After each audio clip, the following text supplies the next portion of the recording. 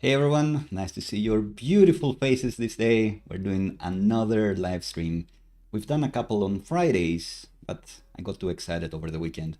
I had an idea for a new video. Well, I have many ideas for new videos. Some of them you submit in comments, and then I go through them and try to think which one should we be doing next. I try to do some scripting. I guess try to figure out the plan, how I'm gonna explain the thing that you want me to explain. And this weekend I figured out that I want to talk about Svelte endpoints, SvelteKit endpoints specifically, because they do some sort of magic to be able to fetch your data with less code. And fetching data and rendering them in a list is the bread and butter of engineering, of front-end engineering at least. So I think that would be a cracker of a video. And usually when it comes to SvelteKit, I keep extending this one with Svelte app that you've been starting as well. And even though that also fetches data, that also gets some markdown. It gets the block content, renders it in a list for the block index, and then you can click on an individual blog post and see it. It's not the maybe ideal way to do it. Maybe it's the ideal way to do that the way I want to do the markdown processing, but maybe not the ideal way that you should be doing the markdown processing. There is a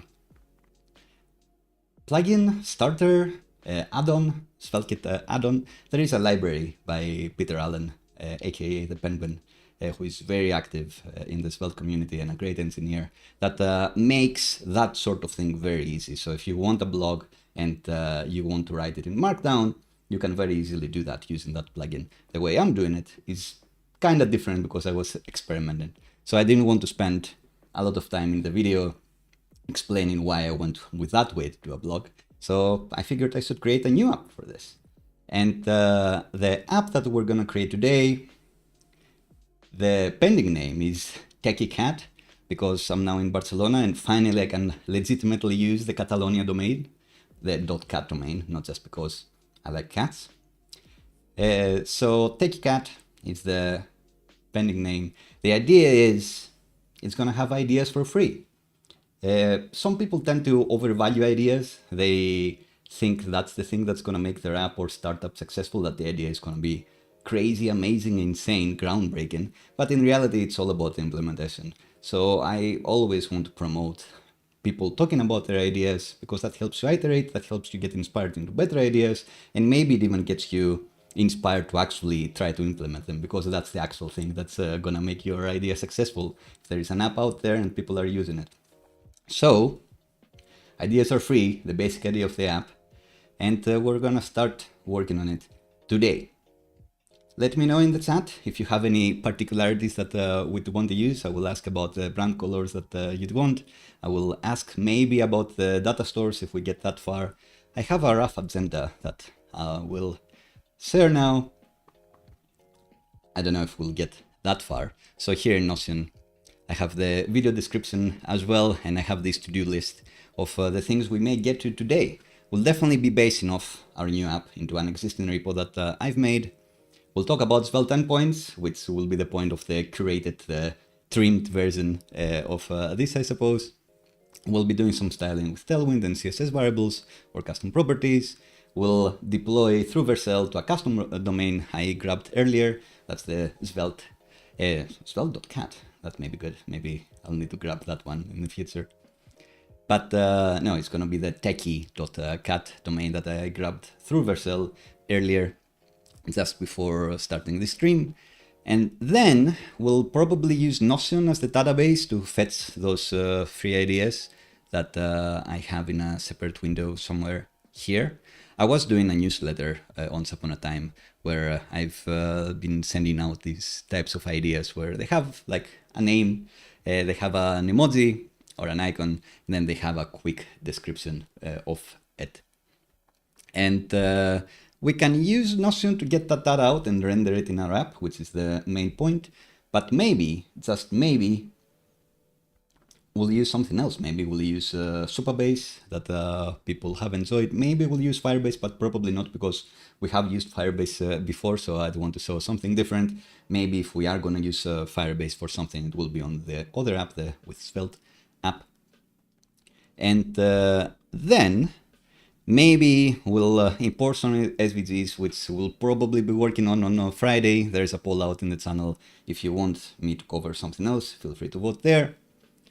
We may tweak the way we're doing the theming support. Now we have light mode and dark mode, and if the user has clicked and interacted and selected their mode, then we remembered, and SSR on the server, we actually render it on the theme that the user has selected. So it's gonna come straight from the server in dark mode if that's what they've selected. But if they've selected nothing, then it doesn't sync with the user setting. It syncs only after it's made it to the client. So you do get that blink, and we may be able to improve that if we get to that. And we may scaffold some playwright tests as well.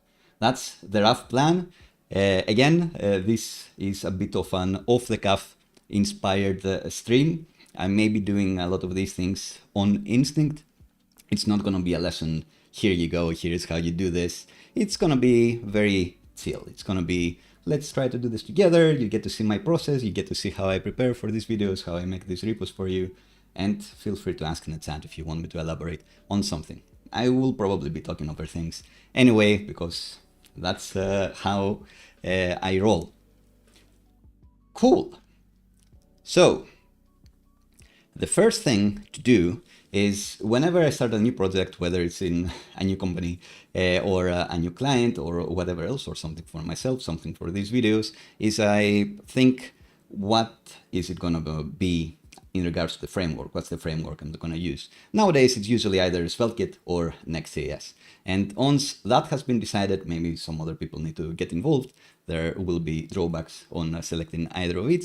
Then I try to see the most updated one that I've last done. So my most updated SvelteKit repo, if I decide the new project is going to be on SvelteKit, clone that one out, base it off that.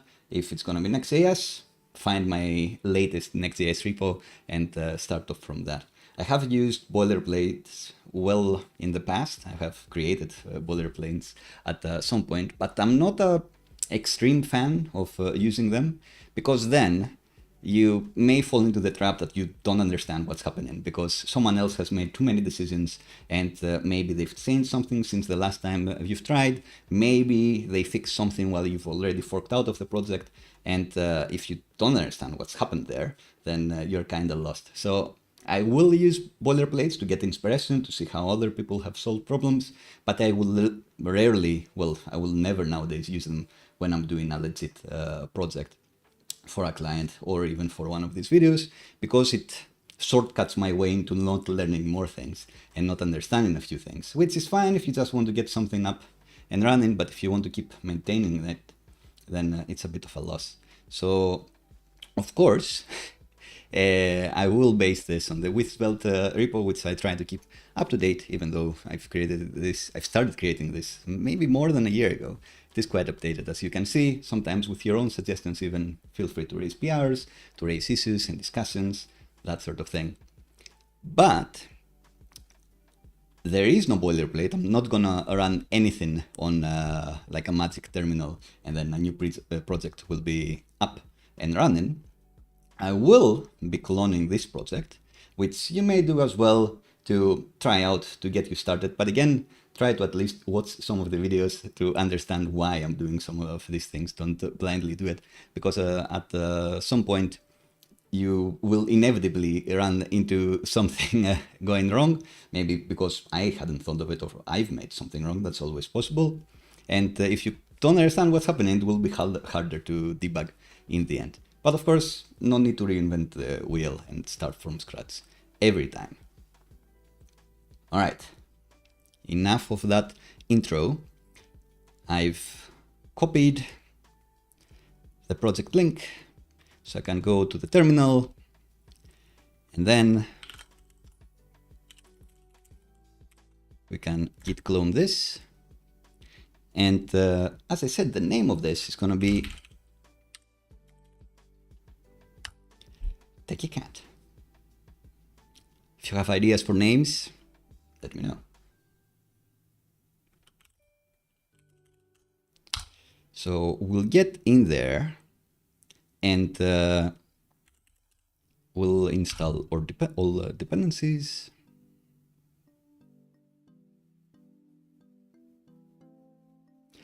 And the thing to note with this no boilerplate trick is that this project will have all the commit history from the other project I'm basing this on, which maybe you don't want.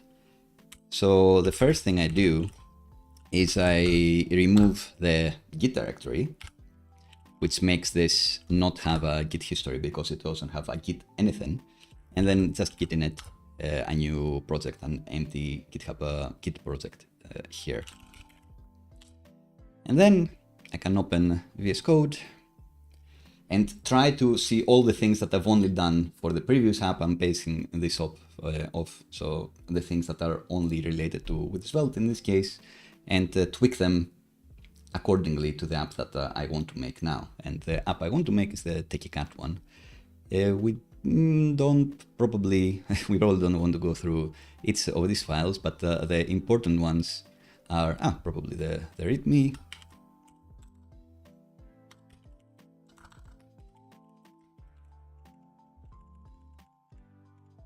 If we keep the workflows the same, this may just work. We change some things from with Svelte to TechieCat. And I won't worry too much about the README.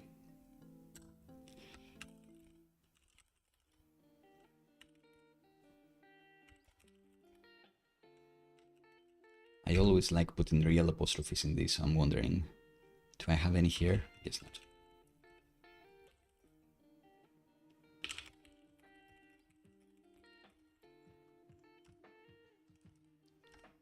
Got logo as well.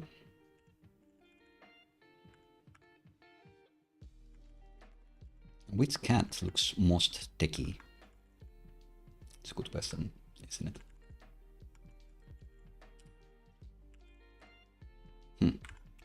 Anyway, enough of the README. The config is how we wanted. Package.json, this is gonna be called TechieCat. This is probably a thing to search for everywhere in the project. Be mindful of. And in the package.json, we can even see the libraries that we are already using. I don't think I'll be using Tailwind typography here. We're going to be using the Vercel adapter for sure. Let's keep vtest because we may want to write some tests.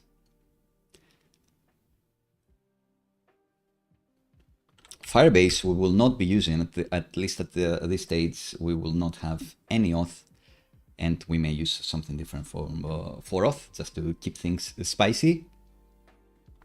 And for a real client and a paid job, I would probably go with something I'm most comfortable with. But for these projects, I like to go with things that I'm less comfortable with because I want to learn. We won't be using Markdown, so I'm not going to be using the Markdown processors. Will we be using Markdown? Maybe not. Don't be afraid to remove things that you aren't certain you're going to use or not. You can always add them later. Svelte, definitely we're going to use that. All right, that should be good enough. Prettier. I do like this config, but if you want to not have a config, that's fine by me. The single quote is from my PHP days where single quote versus double quote is actually different, but it doesn't really matter. And semicolons, like why use characters you don't need? But of course, this is a fun debate for the ages, which doesn't matter at all. I don't care. I just want something else, something automated to make this go away. And I can focus on decisions that matter a bit more, which is any other decision. Cool. So let's check again. Where else have we said with Svelte? So interestingly, I'm using a startup called Plausible for analytics, not Google Analytics, which is the most common thing. And I guess the drawback of Plausible is that you have to pay for it, but you get charged yearly, and it's not that high a price, and you can use it in many projects. I haven't been told that there is a limit. I haven't come across the limit there. And what you get is that it doesn't list your data like Google, of course, does, because that's their business model. And you can get away with saying that you're not using cookies or any sorts of that technology, because it does work without cookies as well. But the way it works is that you have to load the plausible script and then point it to a domain that you have configured. So in this case, it's going to be the tech.cat domain. You can over-engineer this, because this will also track impressions, for example, views on the preview deployments we're going to do to Vercel. But that's, if your app really depends on the extra couple views that it's going to get from the deploy previews and the automation tests, then your app isn't doing well enough. So don't really worry about it. And it is cool to have an analytics gathering thing in your app, because then you can see what is kind of working, what are people actually using this for, are they actually going to your app, and figure out if you want to keep maintaining it or not. And will we go with Firecode and Overpass? Probably not. Let's just go for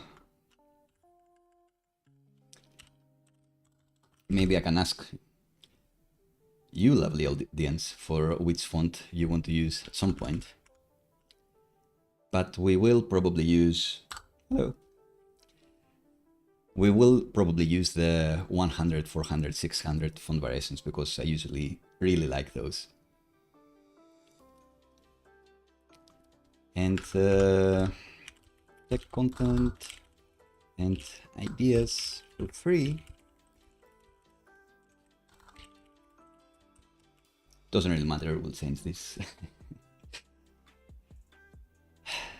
Oh, Matt. If only it were in Google Fonts, I would go for it. But Comic Sans is not going to do it for me just now. I'm the comic here. So in the footer, we have a link to the project. Why not?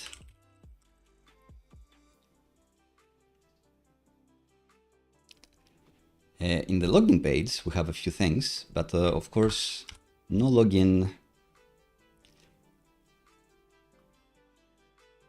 no Firebase, no repositories, not a content repository, not a lessons repository for sure. Stores, we will have the theme, we won't have a user. We have some constants here, maybe we'll use them. Quickie value, we use it for the theme, which we will use. Server only vars, we will use. Icons, let's say let's keep them for now, and later in the day we can turn these into real SVGs. So because a lot of the fun of SvelteKit is that whoops.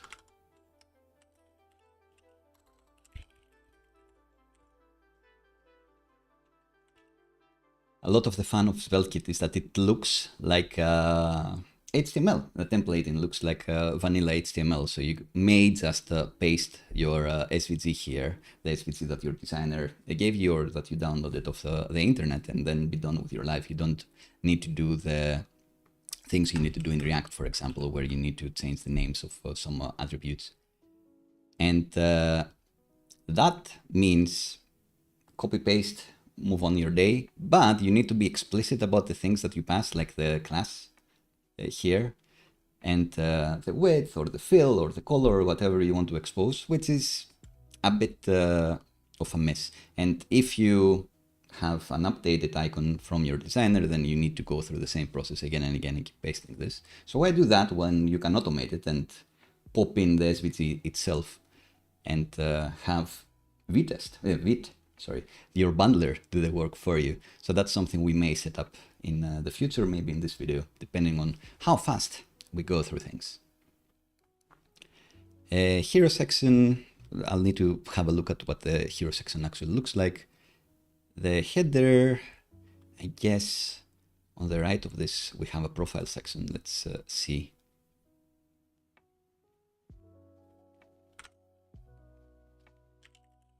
TMPMI? Probably yes.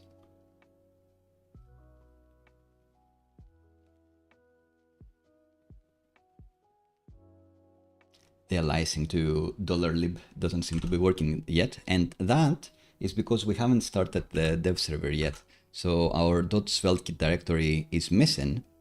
So our tsconfig, which is importing from that .SvelteKit directory, the tsconfig JSON to extend from it, does not exist. So that is kind of crashing. TypeScript is not happy. So let's run the dev server here. Whoops. But in order to run the dev server, Vitest needs to be working. So we shouldn't give it plugins that we've removed. So the Markdown plugin, highlighting plugin, all of this we don't need for this project, at least not yet.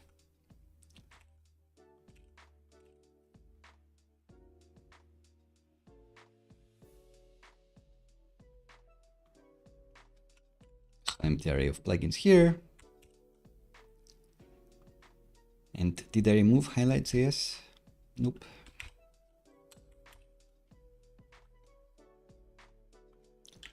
PMI again.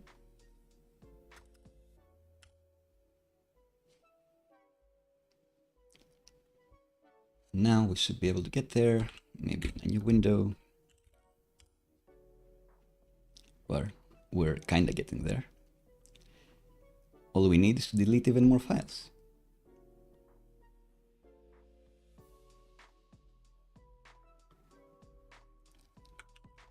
All right, so for the footer, now it can find these things. On our header, can it find the $lib stuff? Maybe not yet. Looks like not. I'm sure it will figure it out eventually, because this has been created. Sometimes VS Code needs a restart. I'm confident this will work. Right, so all of this craziness is to make the header that we can't see yet appear and disappear. We can keep that. The name of the app is gonna be Take a Cat.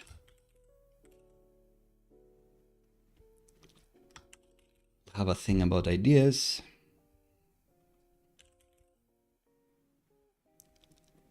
We'll be doing the theming. No profile page. Amazing plug to the channel, which you should subscribe to if you aren't already. No matter that you are.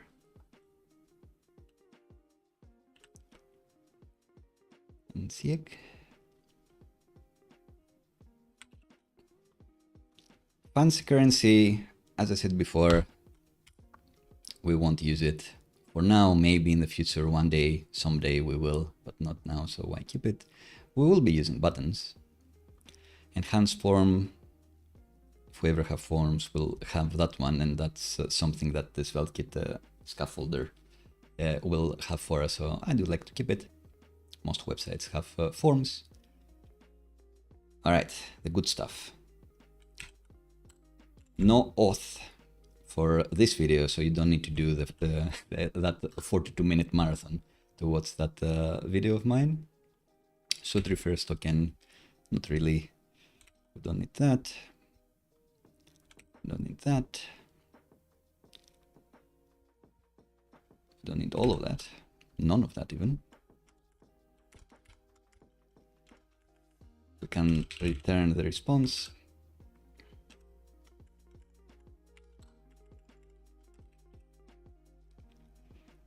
Get session.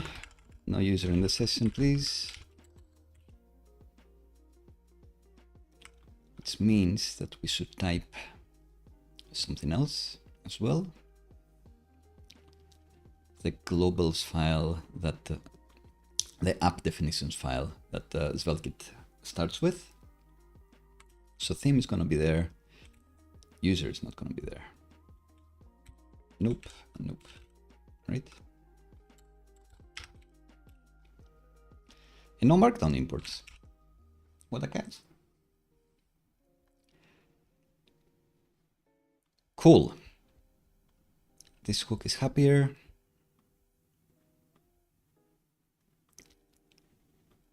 No auth routes at all. No lessons.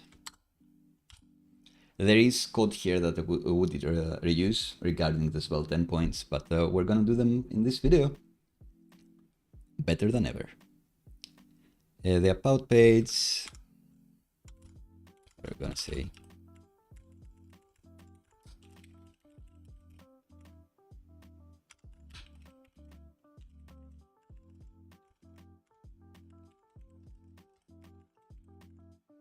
live writing. It's very exciting.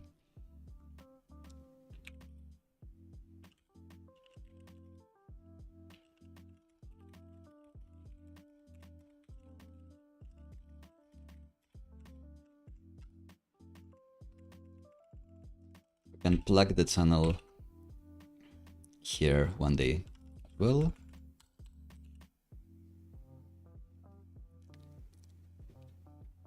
And the illustrations will be courtesy of Andrew yet again one day. It's of course cat.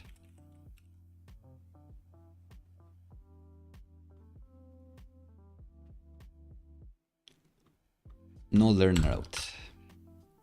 No learn endpoint. No profile route. Theme route, yes. Tips route, no. Tips endpoint, no.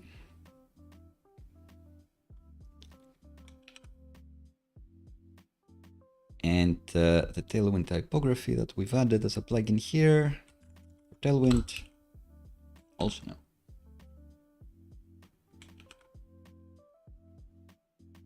This may be one of the things that needs a restart. All right, we're getting somewhere.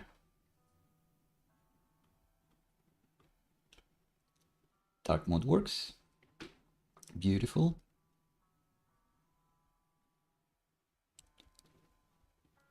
And the idea is that we'll implement this page that doesn't exist yet.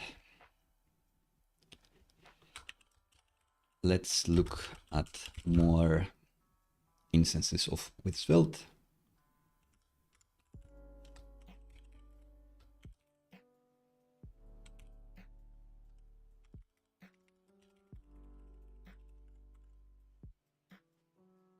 We need a designer here to actually design the copy and all of this. But for now, it's going to be very rudimentary.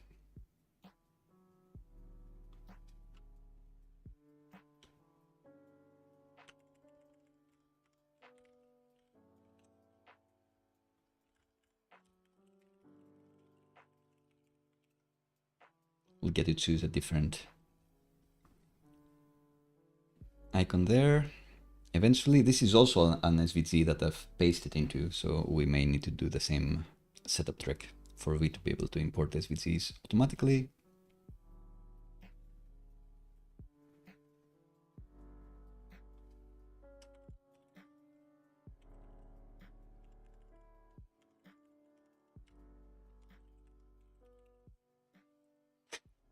Is it too much time spent deciding on the correct cat emojis to use, or not enough time?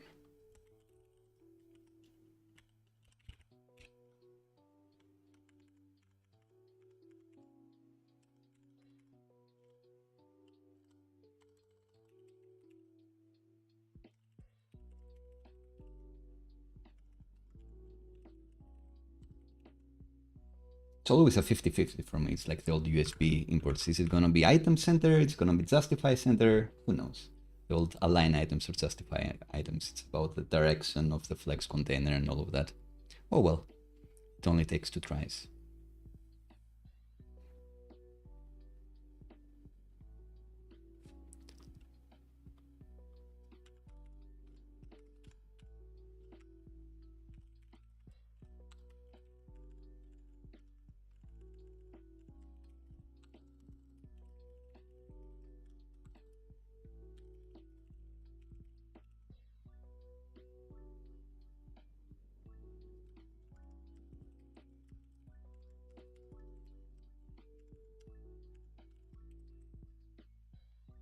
favicons, that's something we may need to generate.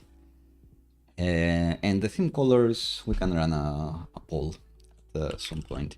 Maybe the font family will be the first thing we should do. Do I have something for font family here? Not. Tailwind config.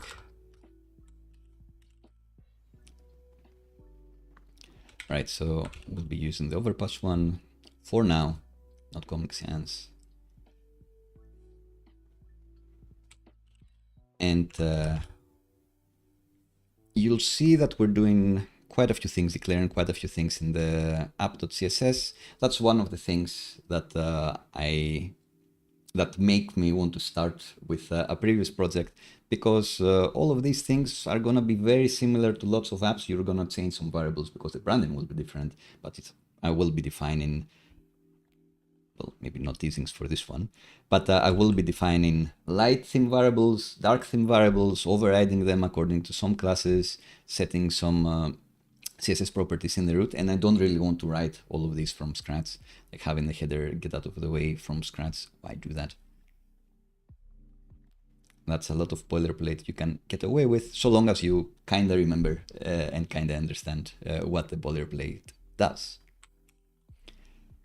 Cool. So should I run a quick poll for the colors that we may use? Just one more sanity check. Svelte.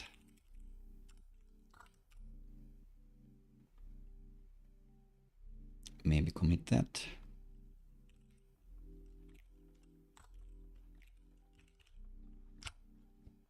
Like using kit emoji convention, where you start your commit with an emoji signifying what you did. So this is gonna be a scaffold project.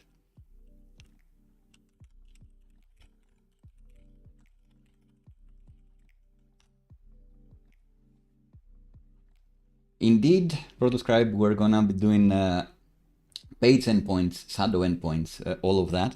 I was very excited to find out about them relatively recently. And it seems things are starting to settle in how they're going to be called in the SvelteKit docs. It sounds like you were in those conversations as well, if you know the name shadow endpoints. But yeah, there was a point where they just called them endpoints. And then it seems they're settling into page endpoints and then standalone endpoints, I guess. But we will be doing exactly that now, but we are going to be doing it by deploying to Vercel, and not on the edge just yet, because I have the configuration actually for turning this to true, edge true, deploy to the edge close to the users. That's what we want, but it hasn't been actually deploying to me. The Vercel deploy hasn't been working, even though I think I've set the environment variables correctly. In any case, page endpoints coming up. But let's deploy this to start with. New repository. How many descriptions have I added already? Maybe this is the only file I haven't added a description in. Let's go with that one. Changed my mind immediately.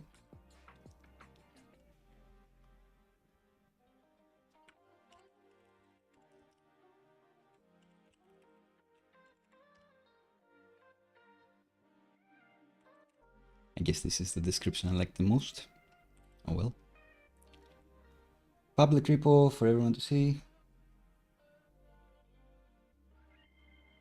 Yeah, Cloudflare, everyone is hyping up because you can do everything in Cloudflare worker.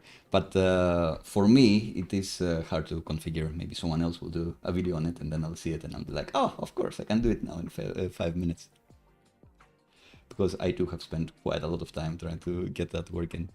Did you manage to get it working in the end? Or are you getting the nice refreshing break of seeing how to do it easily with Vercel?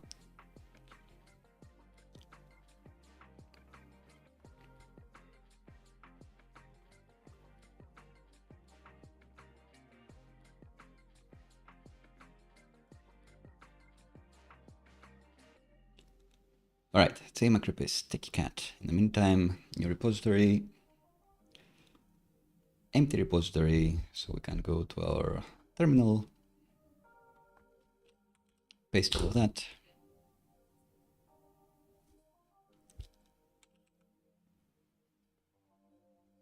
It's out. So we can go to Vercel, new project, this one, even though we haven't selected the favicons. So for environment variables to deploy to the edge, you need to specify VC something because it's still in beta, but we won't be doing that. So I won't be adding it just yet. I'll just press deploy. And hopefully that's gonna be it. So for favicons, I have I remember there is an app that will create all the variations that you need for a favicon based on an emoji.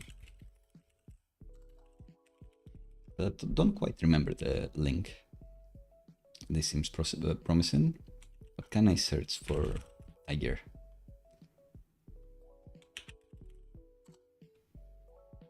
Tiger face, why not?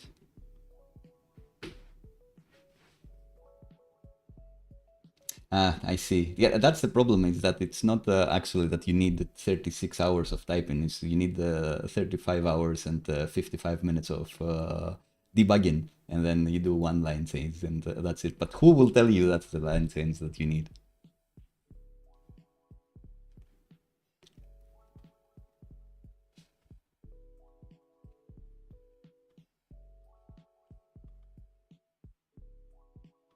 Right, so we got the favicon, and hopefully I will open the, after all of this hype, I will open the Vercel new project tab, and it will say you've deployed.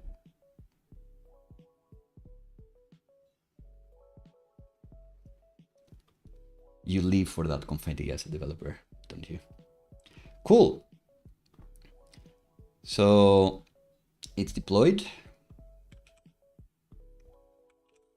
Dark mode works, and it remembers what they've done last time. Great. The design of this can do with some work, let's be honest.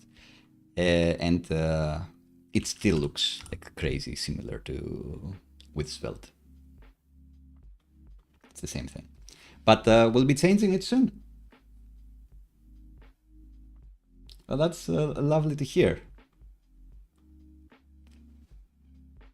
I think Svelte is very pleasant to work with, so I'm happy more and more people are trying it out. And I do think Vercel saves you time, so you can play with things like Svelte more.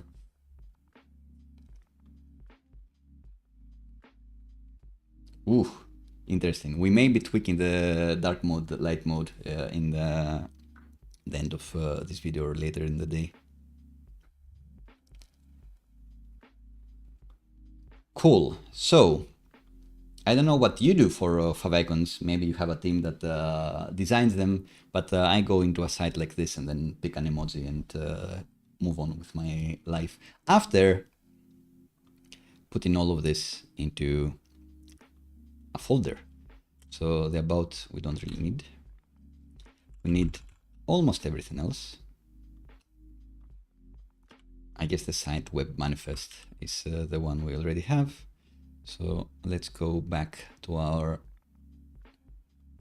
app, find this in Finder,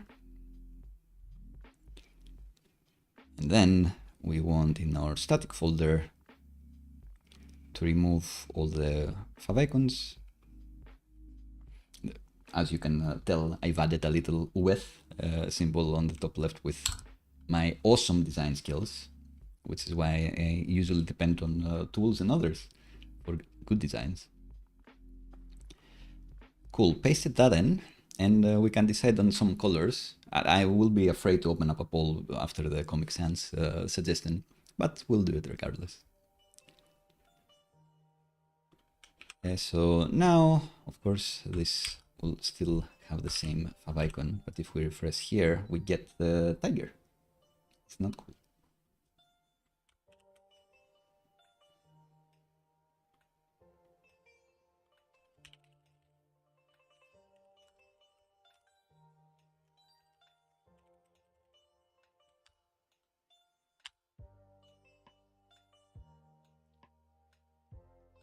All right, so colors, friends.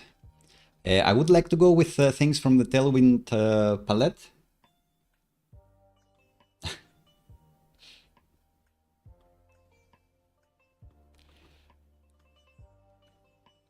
TypeScript will yell at me often, and even in live streams, I will say, "Oh, TypeScript is complaining about something, and it's not correct.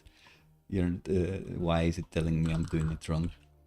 But even live, it has happened that I'm actually in the wrong and TypeScript was right all along. However, I do maintain that this is TypeScript messing up, and it shouldn't be highlighted and saying that you can't find it. Maybe this is a good time to try to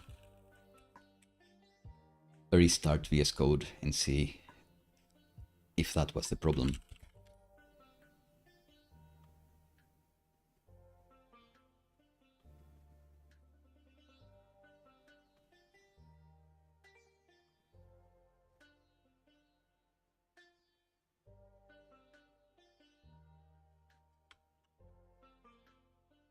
Open a file, any file.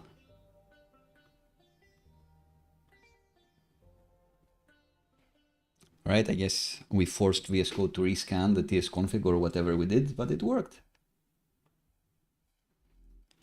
So, colors, fellas, ladies and gentlemen. Which one of the Tailwind colors should we use as a primary and which one as a secondary? I think I'd enjoy emerald, teal, purple fuchsia, and orange. Let's see.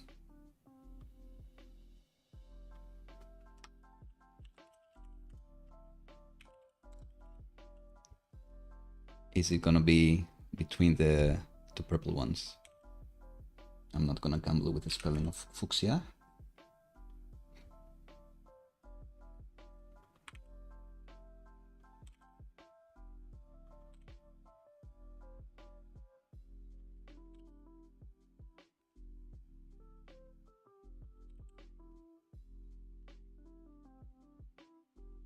I can select orange. So let's say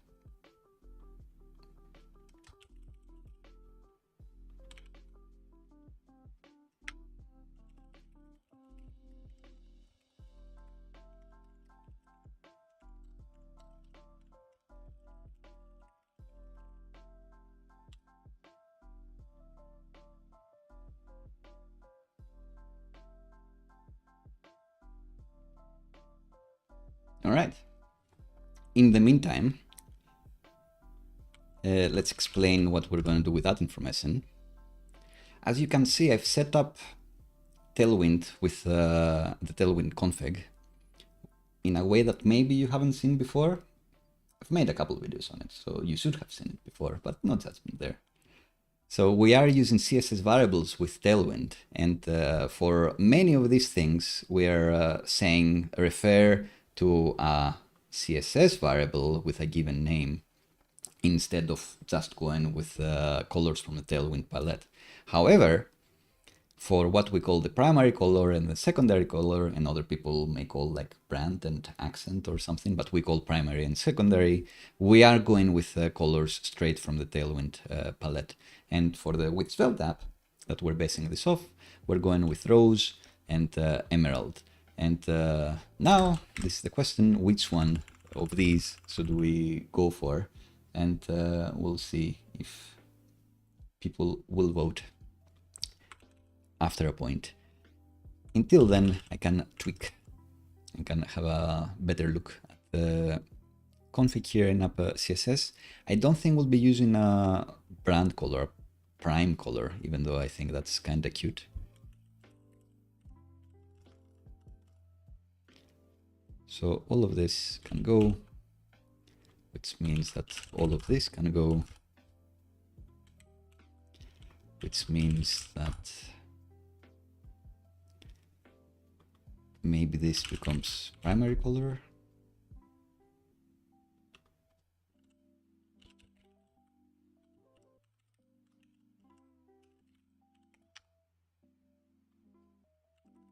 Primary 400.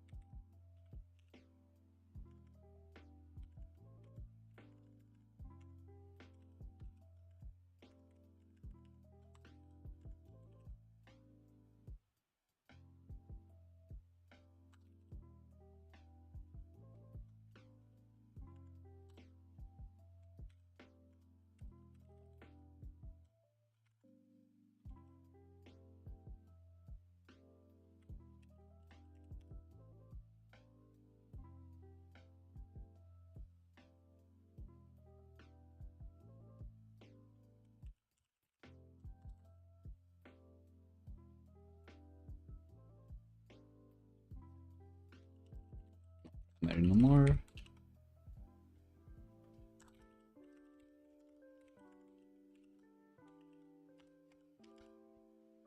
What a color.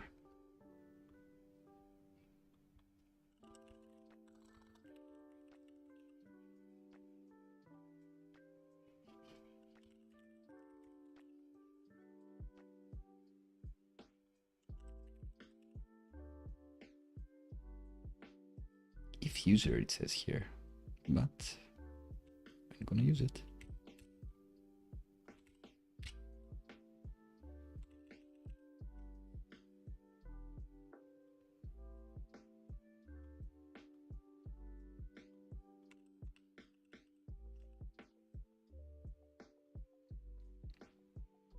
We deleted all of this.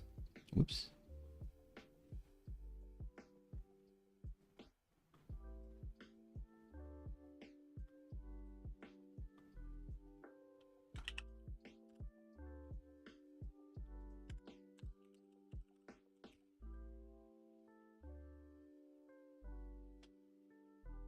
All right, no instances found of prime anymore.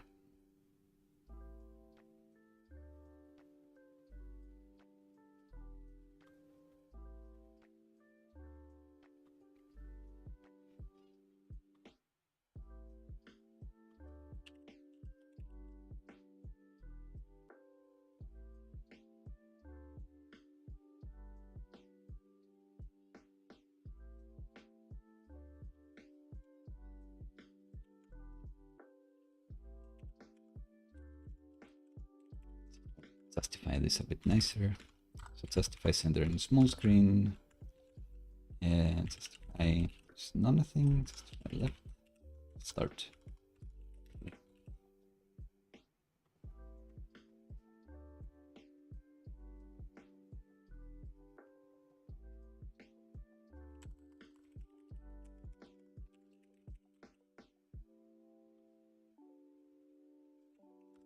Doesn't look too bad.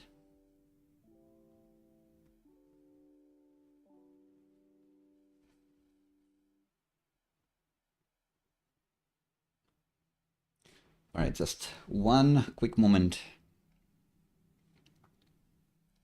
to give a chance for anyone to select on the poll. No votes so far. It means if you vote, you probably win. And I know that the viewership is very, very low, but I'm trying to get into good habits for when we have thousands of people watching these.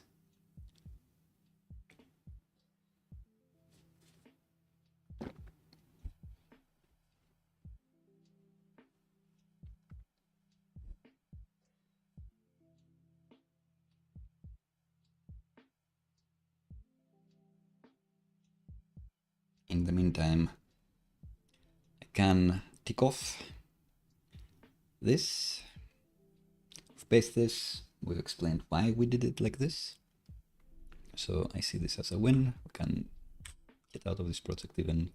Can probably get out of this project. No need to keep that open. No need to have favicons open. No favicons here. I guess that was part of pacing off a starting project. And we will moving up into getting some data very, very soon. I guess, so which options did I give? Can always keep this open and give you a chance to vote something later. But for now, let's go with, let's see how the Fuchsia will look. Not bad.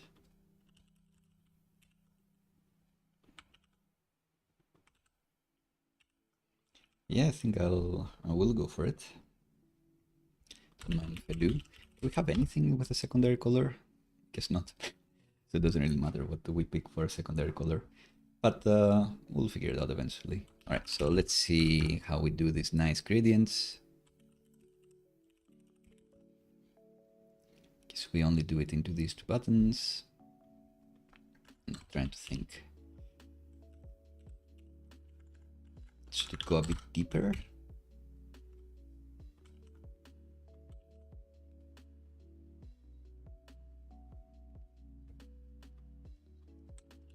the link, it's not the button. Gets me every time. So yeah, I don't think it should be lighter. Looks too shiny. Is it too dark? Not really. Maybe it's nice.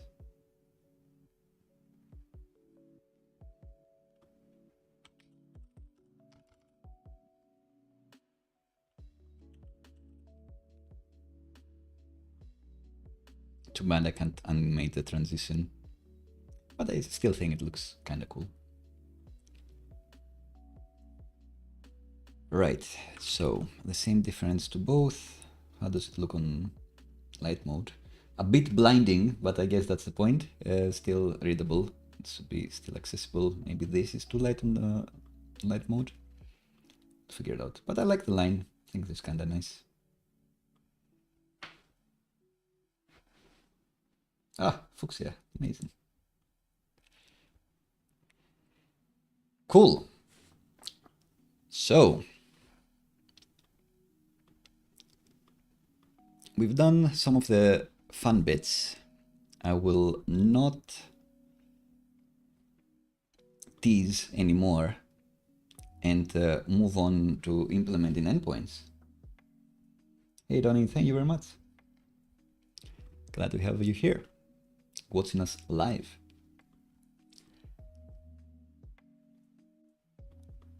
So we have a missing route, but let's commit, I guess, the styling choices.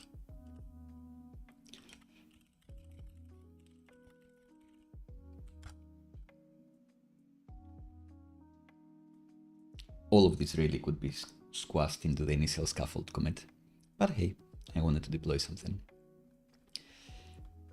So we have this link to ideas, but we have no route for ideas. We have no ideas, guys. What I'd usually do is probably write the UI for this route and hard code some data there, because that's more fun. It's usually more fun for me to do UI first. But to drive the point home of how SvelteKit endpoints or SvelteKit page endpoints work, I will create the endpoint route first. So we want to have an ideas route. And we know that we'll want to have an individual idea route. So we'll have an ideas index route where you have all the ideas that we've submitted. You can see them, maybe you can vote on them or collapse them, dismiss them, whatever you will be able to do. And then you would be able to see the details of those ideas, open them in their own window. Maybe they have their own comments. Maybe they have something extra there. And that route could either be ideas / the slug, or the name of the idea, the title of the idea, or idea / the slug or the title of the idea. Of course, we are making this happen. It can be anything we want, but either of those is more like RESTful API style. So it's more likely that you'll be able to Google your problems if you try to stick with something that's more established. So we'll do either ideas / slug or idea / slug. Maybe I'll leave that one up for you guys as well, because it doesn't really matter. In any case, for the endpoint that will be listing all of the ideas we have, we can create an ideas / index.ts file. And I will go to the SvelteKit docs to copy and paste what we had there, because I think I've deleted what we had in the SvelteKit stuff. So kit docs.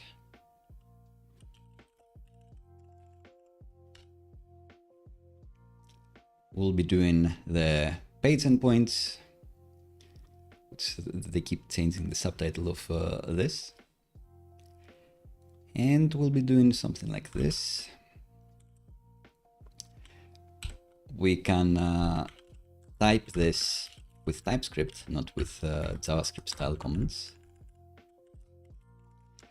So in order to get a list of items, we'll be defining a get handler. We've gone through a lot of this to do the theming and the authentication stuff. We went through endpoint creation there. But this is going to be how to make them be page endpoints or shadow endpoints. So we want a route that responds to a GET request. We won't be using params on this one. And just as a comment, I do like to add the route here so people know where we are. So this is gonna respond to /ideas. That's it.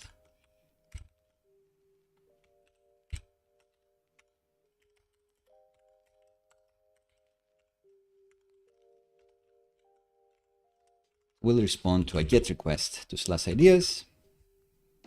We won't be using this. We won't be using this. And let's say we have an ideas array, and we want in the body to be returning our ideas. We don't need to do a check whether that array exists. It will always exist.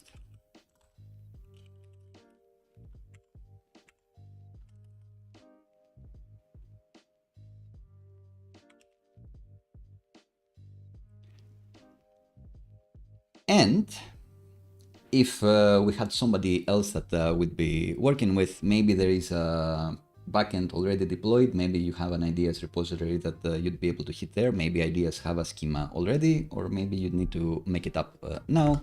So just in line, we can say that a single idea is made up of. So from the newsletter I used to have, I have many simple ideas here. We can steal a few, or we can see what they usually have. And what will be displayed to start with is name, emoji, and description. And maybe when they were submitted, but maybe not. So just start things simply. They will have a name, description, and an emoji. This will always be a string. And the ideas is indeed going to be an idea array. And now, if we refresh this page, you'll see that I get the response from this get endpoint, nicely formatted thanks to my Chrome extension. It is going to be a JSON object with an ideas property and an empty array key.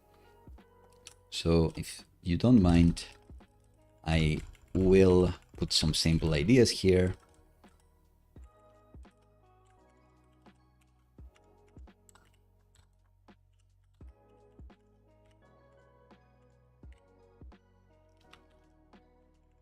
Maybe steal 3 from that Notion document that we have.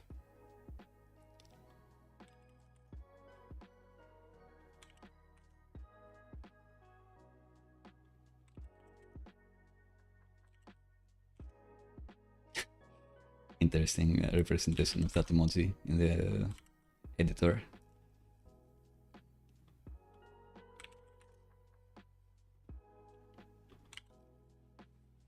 Riveting copy-paste action. I love it.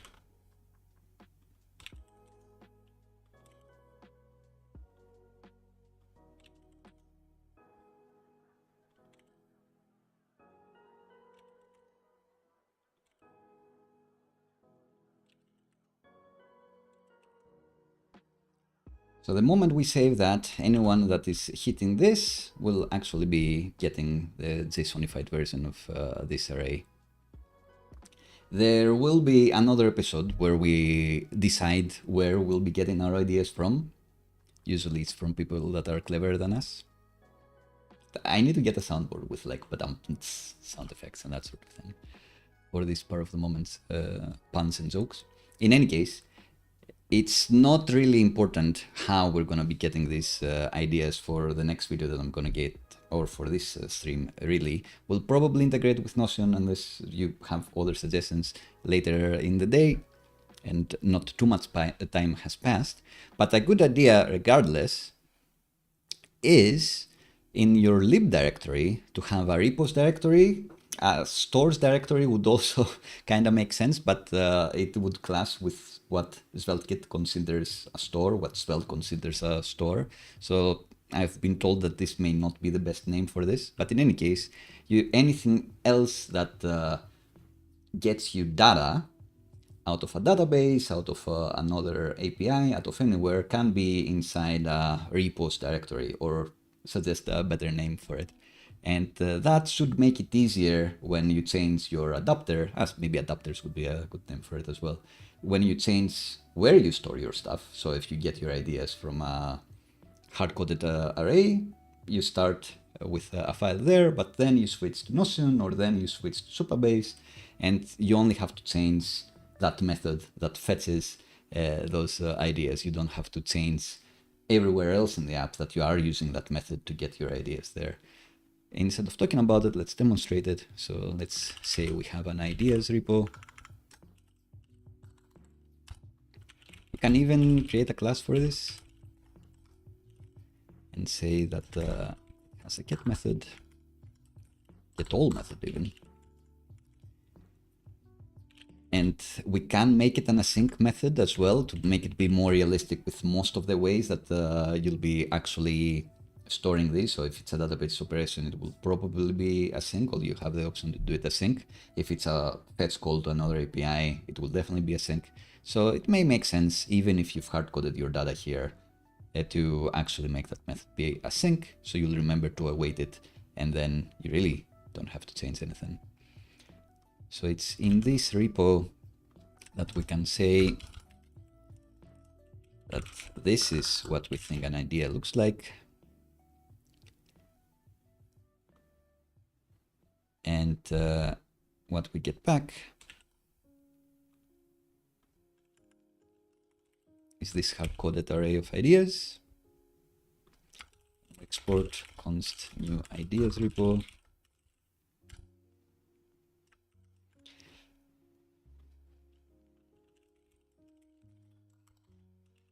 And if you want to over-engineer this for your tests, you can have this have a constructor where you set it up with the ideas that you wanted to have. So in your tests, you can actually define that it's going to be this one idea, or no ideas, or many ideas, or an idea with an error, or whatever else, something that would help you test an edge case.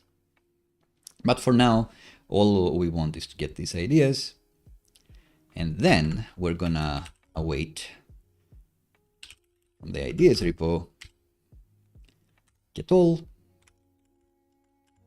Don't need to type it. We don't need this. We need to make this async, and maybe we want to make this a request handler, I believe.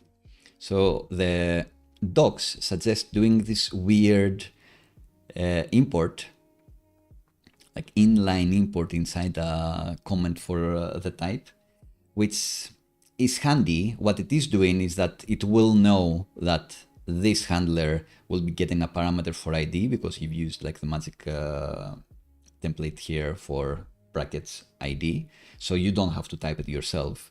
But I do think it's a bit weird to do. And for now, in any case, our handler is not taking any parameters because it's going to be returning all of the ideas that we have. So we can type it as a regular SvelteKit request handler. The ideas repo, I don't know why the editor did this, but now it's still the same. We can maybe add one more just to prove that something has changed.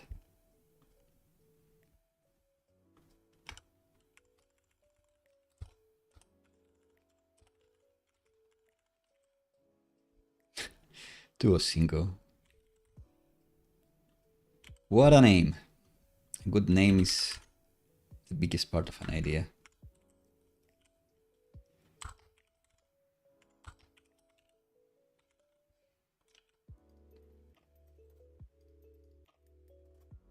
What did I not skip? Yes. Cool, it's true. We are actually getting these from the ideas repo. And again, you may pretend this is getting stuff from your Postgres database or from Redis, I don't know, from anywhere you wish. And then you can actually change the implementation to get it from somewhere else without you having to go into all your request handlers and change all of that, the hard coding, to actually using your Postgres adapter or whatever it is you'd want to use. So this is a regular Svelte endpoint. It will become a page endpoint if we have a mirroring UI page, a mirroring.svelte page. So if I create an ideas.svelte,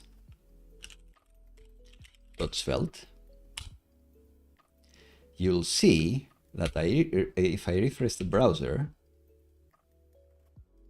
an ideas.index.svelte, if I refresh the browser, then I don't get the API anymore, because Svelte is gonna treat this as a SADO endpoint that you aren't really supposed to hit, but it is gonna use it to feed this UI.svelte page with data, which is quite magic and quite cool. But of course, what if you have another endpoint that, or another service, another customer client that wants to hit your ideas endpoint and get that data? Maybe your iOS app that needs to hit that endpoint to get the data. What do you do if you just hit your ideas page? You're going to be getting HTML, not the JSON response that you want. The way to get around that is that you have to request specifically application JSON. And let me see if I have the Insomnia client installed. I guess not.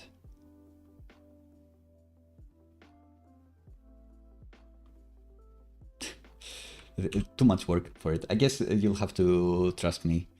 Let's see. I've started using this warp editor I've mentioned in the previous episode that has this crazy feature that's called AI command search. So I'm gonna try it live and see if I say curl JSON at index at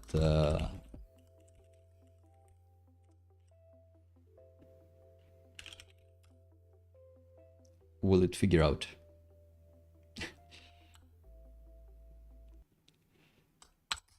Get JSON. All right. I hope that this will make it accept content type.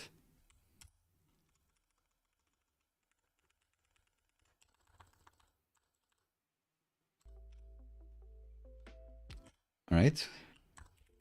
Promising.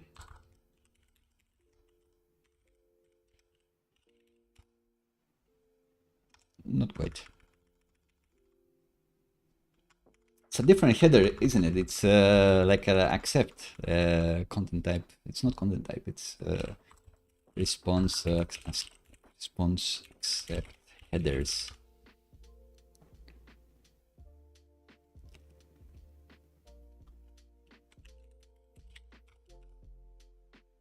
Is it just accept?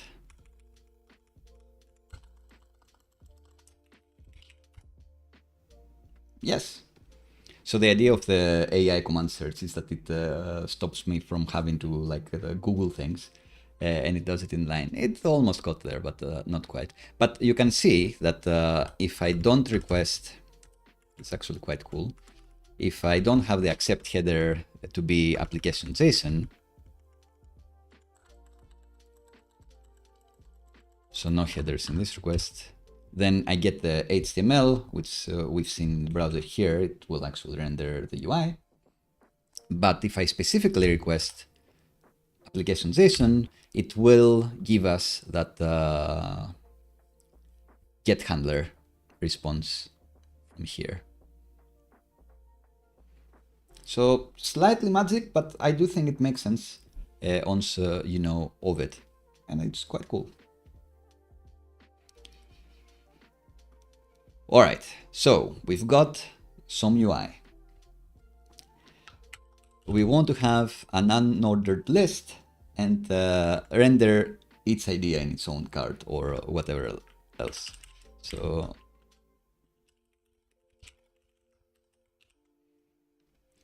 if we had one idea, it would look like this.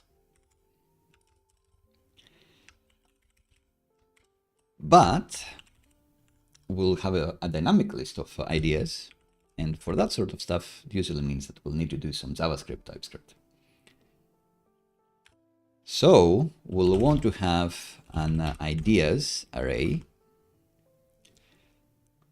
And just to prove this point, let's copy this. Let's say we have this idea. And then, if anyone remembers how to do this, I always forget.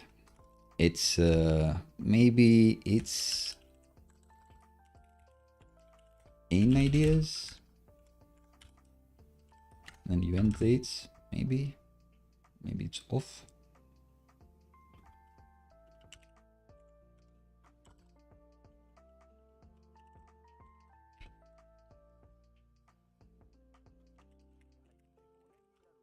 I heavily rely on the autocompletes for this.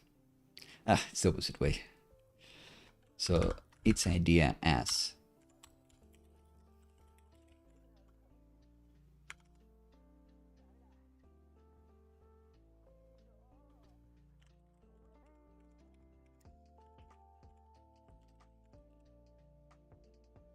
All right, so this is a list of ideas. We've hard-coded the one idea here. Can hard-code no ideas and we get nothing. But actually, if we export this variable, let's type this first, just to not confuse things, not mix concepts. So if we do not define the ideas and we export this, then the TODO endpoint is going to be used by SvelteKit to magically get the data that we need. So the moment I save this, you see that we get the 4 ideas that come from that endpoint, that get handler that we've created. From this. How magic is that? It's very magic, which is always controversial. How much magic do you want? But I think it's quite cool. And I haven't actually tried this, but I do believe that you can default this to something and this will not break because it will manage to fetch this data. But the point of it is, this is a concept with Svelte components that if you want something else to be passing down props, you can export that prop and then you can render that component with ideas equals this array of ideas. Now, since this is not just a regular Svelte component, since it is a SvelteKit page, since it's a SvelteKit route, and it has a sister, brother, sibling endpoint, it will be using the response from that endpoint. So the response body, you can see that we have an ideas here to populate this property that you've defined. That's the idea behind the magic. How it actually does that is even more magic.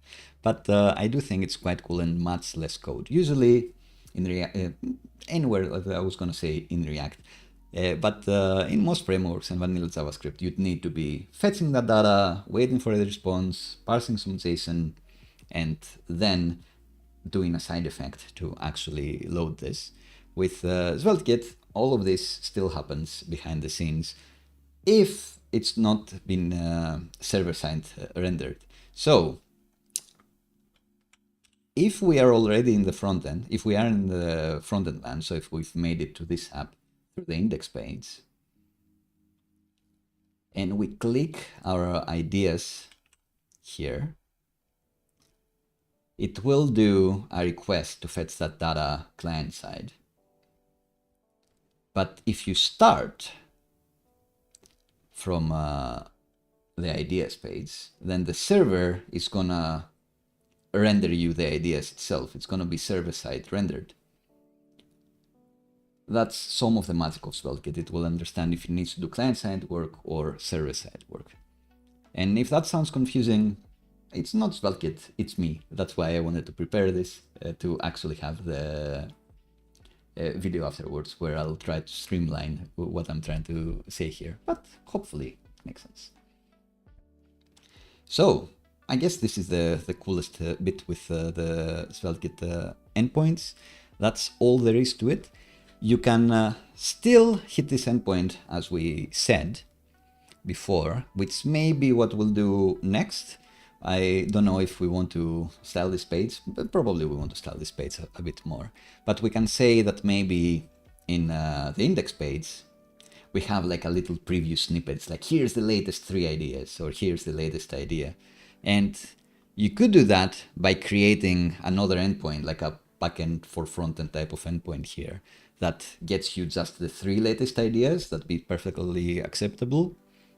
So in your index, you can say that export a variable latest ideas, and then have a sibling endpoint, shadow endpoint, page endpoint that will be returning a body of the latest ideas, the latest 3 or however many you want. But maybe that's going to be kind of duplicating what this endpoint does. So what you could do is use what SvelteKit calls a load method to do a fetch request to that other endpoint of yours, and maybe pass some parameters to only limit the latest 3.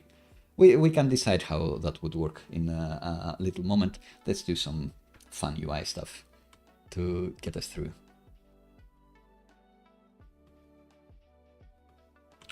So no latest ideas here.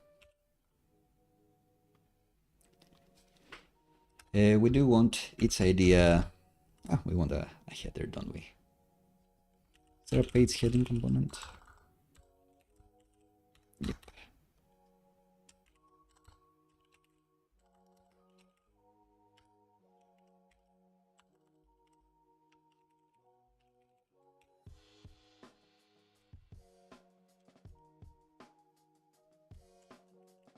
So our layout have a main?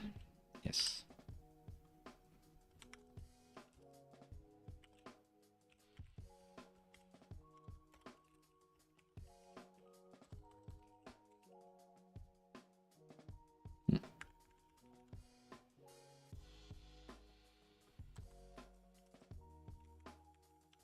Put this inside.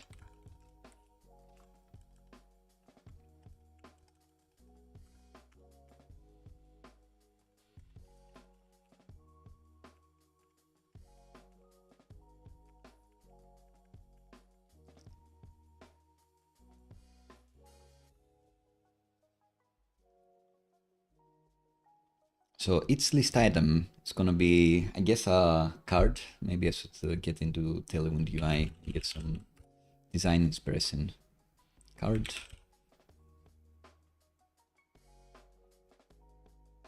Maybe like this. Maybe like this. Maybe it's too boring. They're doing anything super nice. Who knows? So each list item is going to be a different Svelte component. We'll extract this out. We do want to have the emoji, as we said.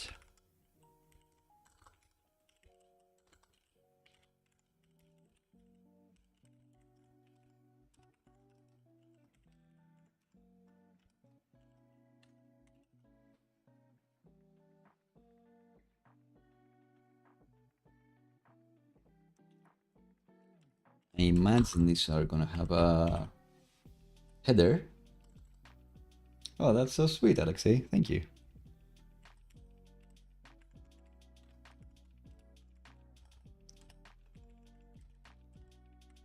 I imagine the emoji will be all nice and big at the left, and then it will have like a little section that will have a name, or maybe not. And then the description, see?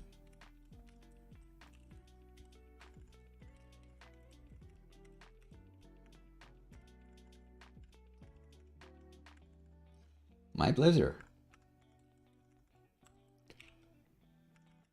Let's make that emoji super big. How big can this get? Probably, oh, they have 8 Excel now. With inflation, we go so high.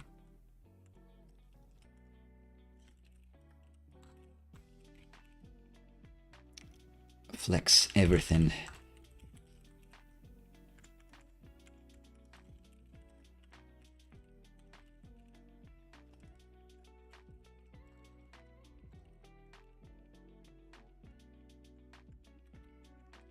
Alright, is this icon too excessive?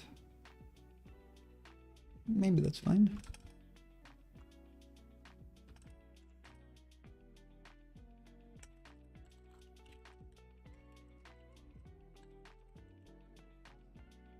I like to have a bit of horizontal padding for the smaller endpoints, but when it goes bigger, the container should be catsing it. So let's add a container for this section. But we are resetting the padding here, so it won't be eating into the container too.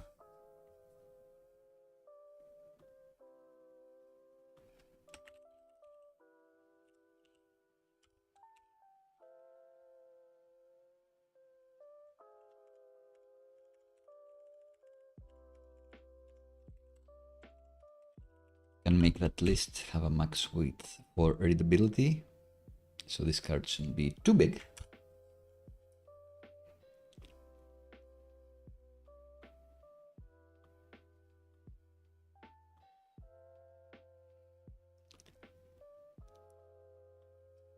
Maybe cut 6. Ah, these two should have should be flex. Flex everything. Flex all the things. That is gonna be a flex column. And its list item, let's have it have a shadow. You'll be able to see this.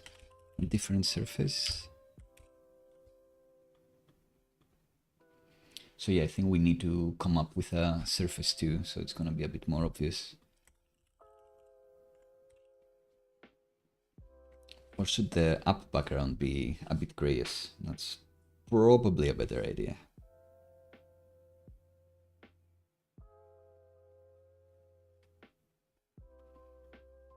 Ah, thanks again, Alexei. Do you have a channel too?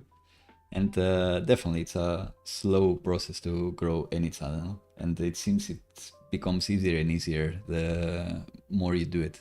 Like, the more you get into the groove of uploading, the more people find you, because different people will be searching for different videos, but YouTube will start to like you because you'll be the result of a few of the answers, so you get up steam at some point.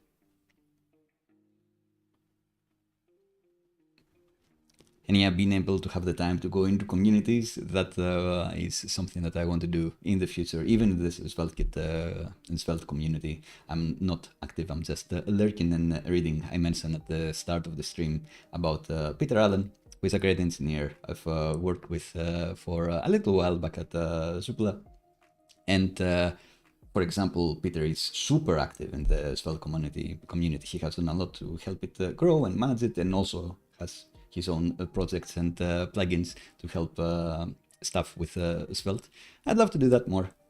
In the future, everything will come together.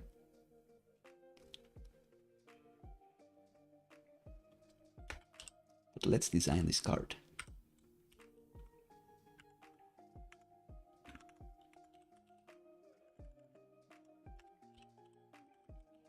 A fun thing when you're involved with communities as well is that you can say, oh, I'm gonna do this stream, and who has a bit of an eye for design? Who's a designer here? Maybe you want to help, maybe you want to get me started with a design to implement. That's always fun. Makes the videos more exciting.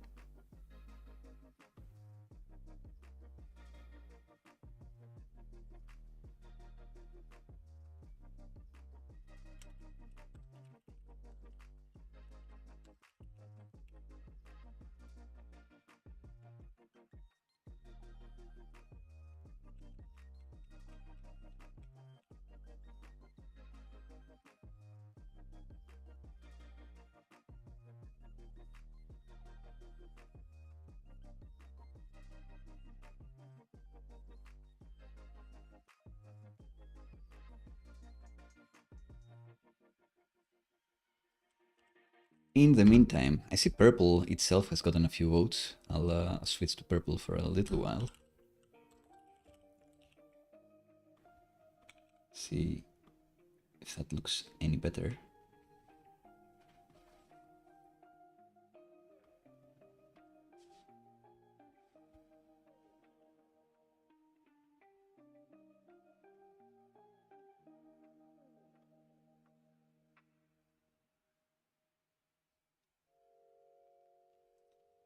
All right, I think we won't bother too much with things in the background, even though this white is like blinding white.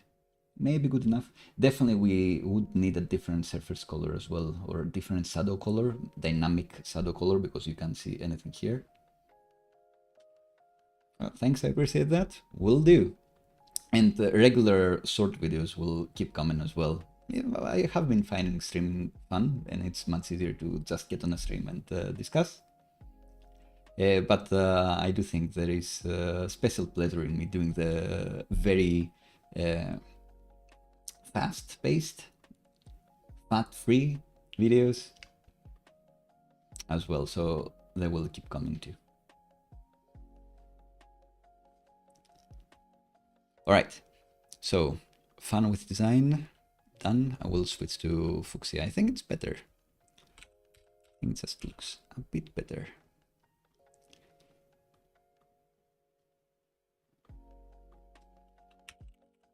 So new feature.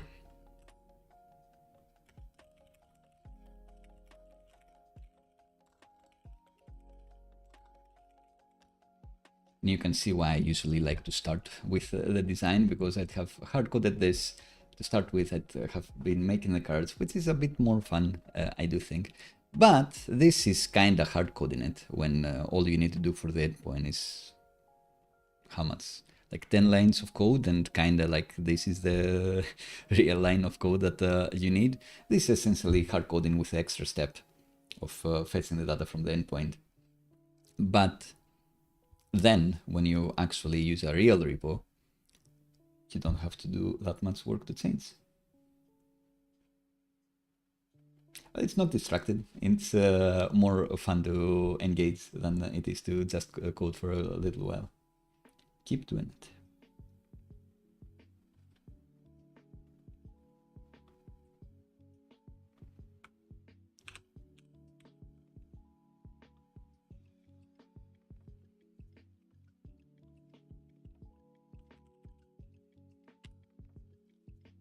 So we are deploying here. We definitely need a new SVG, but I mentioned before that we have actually set up a domain for this. So if I go into my list of things that we're gonna do today, we've done a bit on Svelte endpoints. We've done a bit of styling with Tailwind. We'll keep talking about this. I'm not gonna checkmark this. Maybe I'm gonna say page endpoints.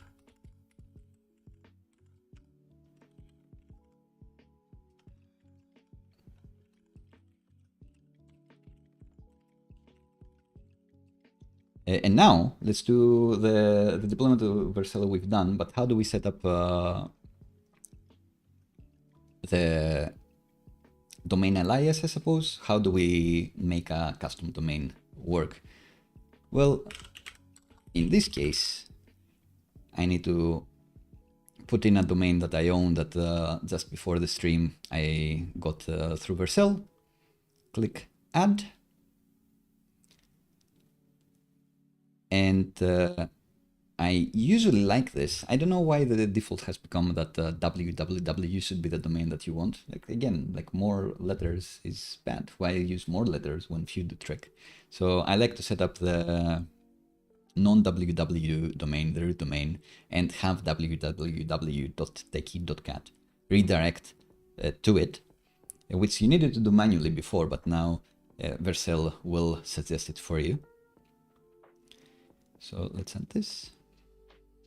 Again, no extra steps for this because I got this domain through Vercel, which was also quite easy. I prefer, I've been migrating domains to here from Hover and other places that have been suggested in the podcasts. So they know this is the production one. If someone tries to do to www.techiecat, it will redirect to the non-www version. And it's essential to pick either or. I'm not saying go for non-www domain or www. Just go for one. It's better for your analytics. And speaking of analytics, we should have gotten our first visitors here, so we can actually say that, hey, we have a techie.cat domain. And yeah, I guess now I'm in Barcelona, so CMT +2, hopefully. And boom, analytics set up as well. So yeah, for the fun of it, you can actually go here and click around and see this. And if you were to inspect the netcore request, you'd never know that this was a separate endpoint that is feeding us this list of ideas, which is quite fun.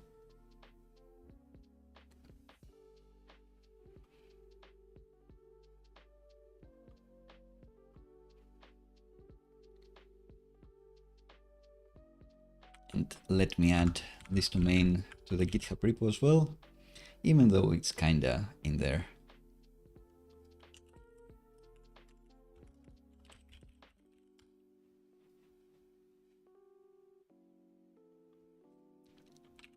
I want this.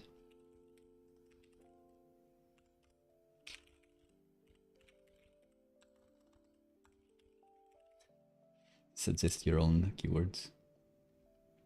No releases, no packages, environments, keep them. Yeah, Ahmed. Didn't even know we had a dub emoji.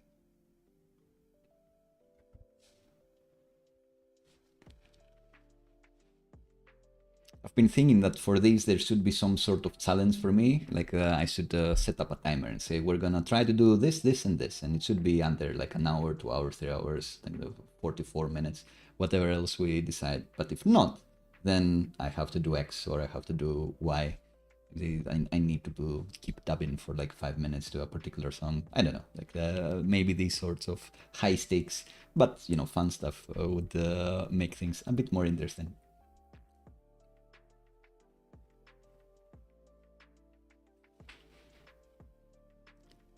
Cool, so already feel free to click around here, check things out.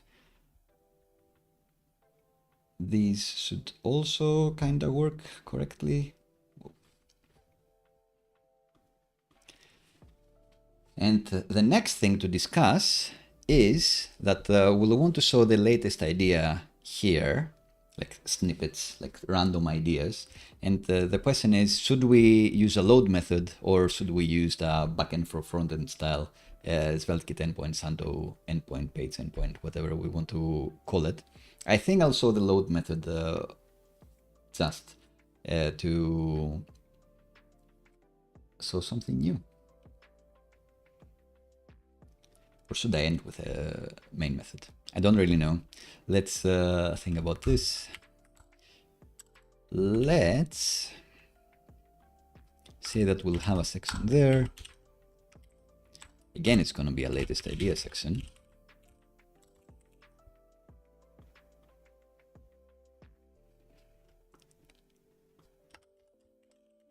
So another section here. I have the latest ideas.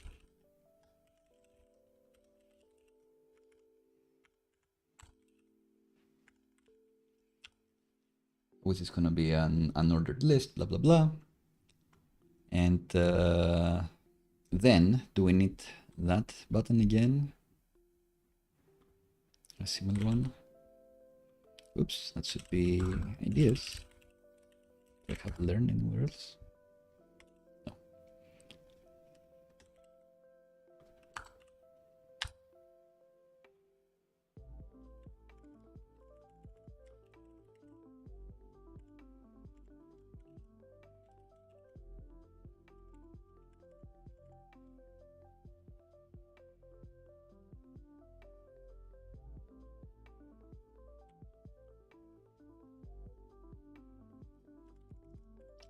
Interesting.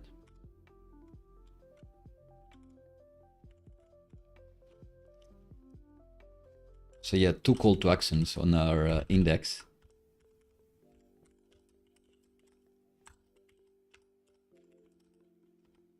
And they both go to the same thing. Guess reinforce. Maybe you can have a different color button here, or maybe it should be the same since they go to the same page. The ideas page.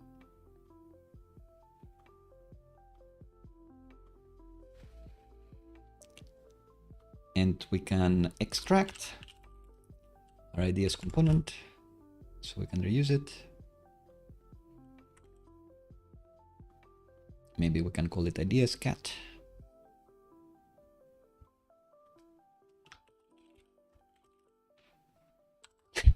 Ideas cat, not quite, ideas card. Idea card. It's gonna be this.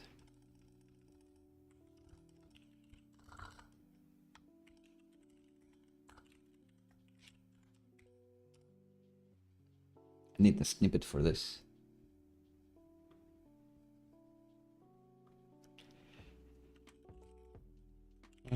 So emoji is gonna be string. Name is gonna be a string. Description is gonna be a string. They're all gonna be strings. And our ideas, svelte page, can now use this component. Send of an li.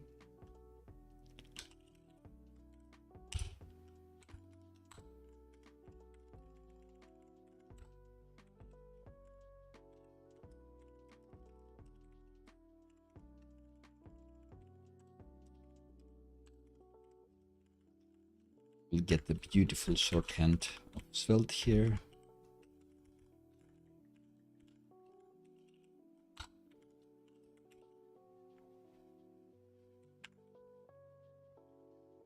Still works.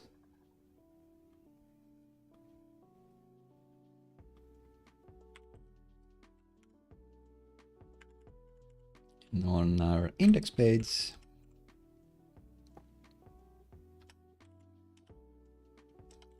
similarly, and do the same.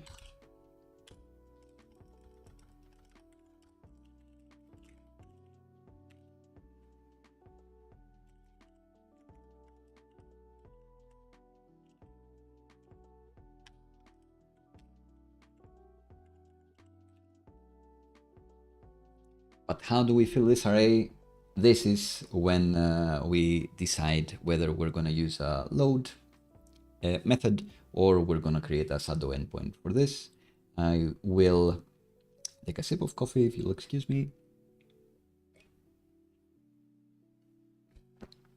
And now we are going to use the load method to do this. So if we go back to the SvelteKit docs, these are the docs.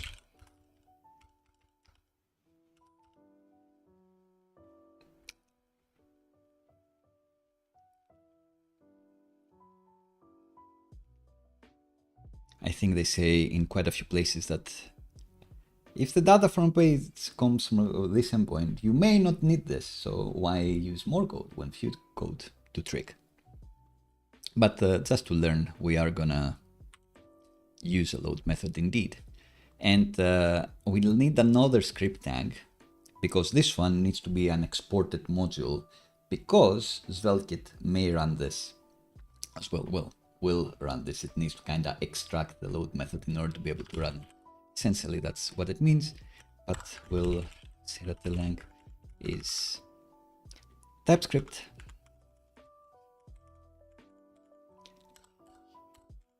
We can say that this load parameter is going to be a load method from SvelteKit. I think we need to import this in this block. We won't need any params or session content or stuff or anything like that. We will need the fetch that SvelteKit provides for us because it takes care of whether it's going to be the browser fetch or the node version of fetch is going to be running on the server. Does a bit more magic for us. But what we want to do is actually hit our relative URL, the ideas endpoint. And if you remember from earlier, we need to hit it with specific headers. Do we need to define them as?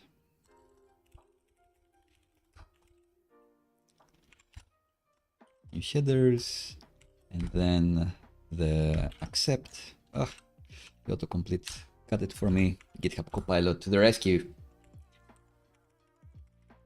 I think we're getting a second wind. The response is gonna be this, the response status is gonna be this, and then similarly to how the shadow endpoints, page endpoints work, we need, instead of the body to have the lessons or whatever you want to export here to be pre-filled, we want the props to be whatever you want to be filled from the exported variables. This kind of makes a bit more sense because body has to do with endpoints more, but props is more of an understood concept of, oh, this is like a component props. Like I know it from React, I know it from Svelte components. It kind of makes sense. You export this as a property, and then this magic from the load method populates that.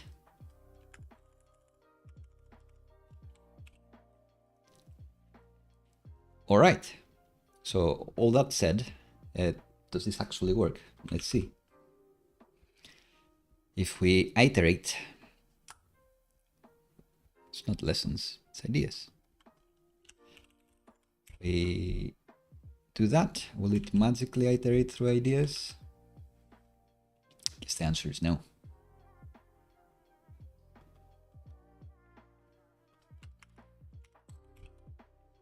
Will this crash?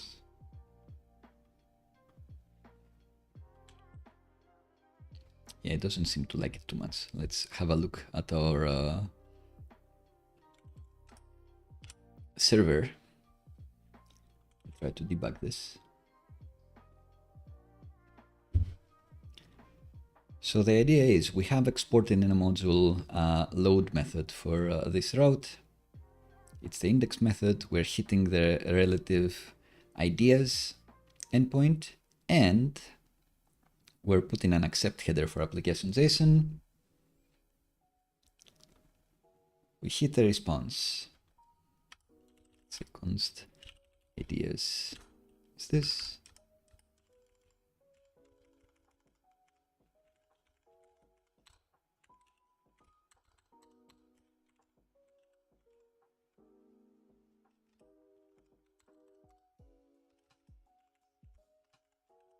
Set 200.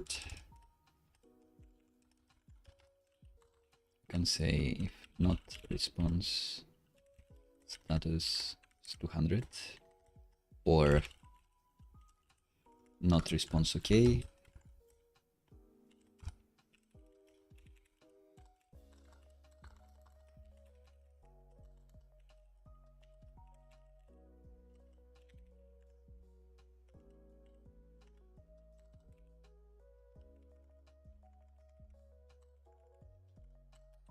That's how you do equality or inequality checks. And maybe console log this.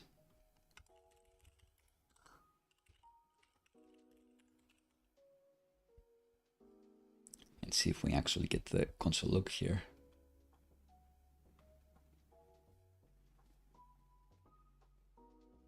Ah, of course, it's in an ideas key. Should have typed this better. So we can destructure the ideas from the response, and this should make it work. Silly me. But in this instance, we don't want all the ideas here. Maybe we want, maybe just for the fun of it, let's just say the latest idea. So we want people to click and see more, or maybe not, because if it's on a bigger screen, it's nice to have the 3 columns of stuff. Anyway, 4, way too many. We want to just get the first 3 ideas there. And a way to do that would be to manipulate this array, get the first 3 elements of this array. But that wouldn't be ideal because you'd still be fetching more data than you need and then discarding the rest. Maybe we have like 50 ideas per page or 100 ideas. Why fetch all of that over the wire while you only need 3? That'd be a bit inefficient. So that's where maybe having a dedicated backend for front-end endpoint would come into play, But we could also augment our other ideas endpoint and create some limiting functionality. So let's say that we want the URL to actually be ideas limit 3, and then have our endpoint take that limit and respect it and only return the amount that we specify. And let me check.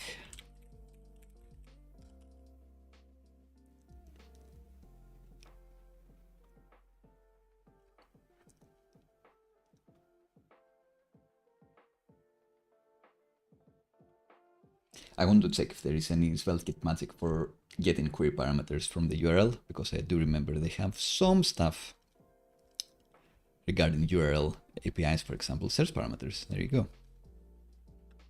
So all we need is to get that URL from somewhere, maybe from the handler.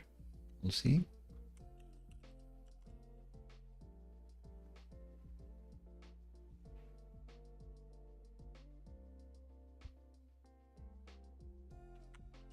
Let's get into our ideas, not repo, ideas, index, endpoint. And does this have a URL? Let's check the type of this. The request handler has the event, I guess. The event has a URL, right?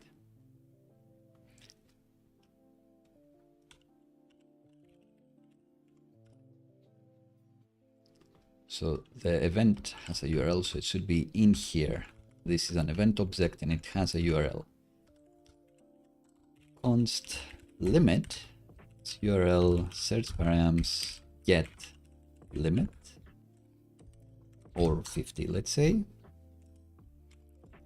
And then let's change our getAll method to actually take an optional limit, or take a limit.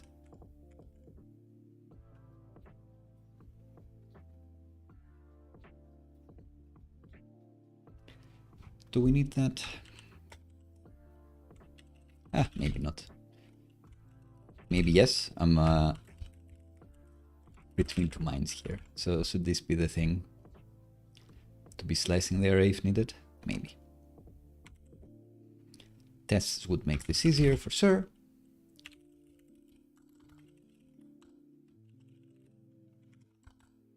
So let's say maybe in this class of ideas, which is this array.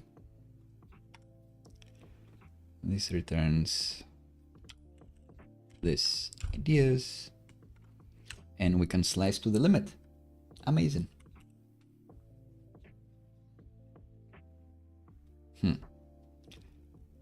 We need to pass the limit now here. Save. It works. This has 3 ideas only. This has 4 because we are respecting the limit, which we should always do, let's be honest. Do we need to... I like how this magically works, because maybe it shouldn't.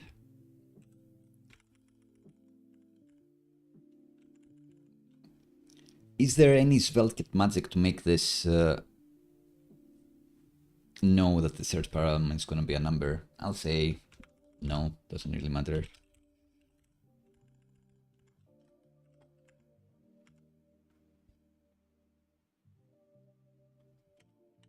So I'm gonna say parse this integer, and then we're gonna be all fine and dandy.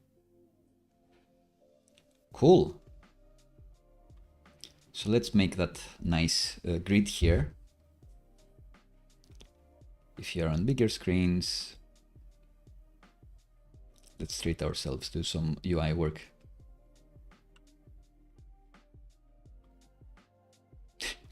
On bigger screens, this is like ridiculously long. Oh well.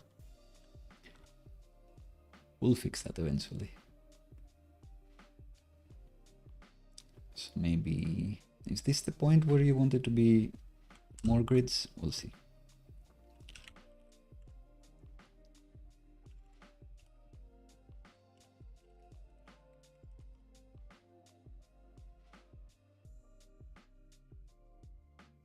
So we don't want this to be a flex container. Don't want it to have a max width. Or maybe we do.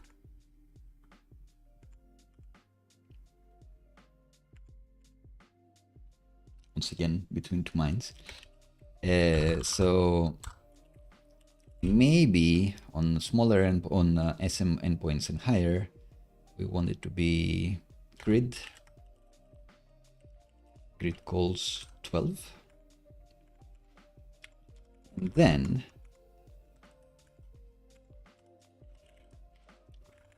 put its idea in its little div. Should be a list item there. But we'll change it in just a moment.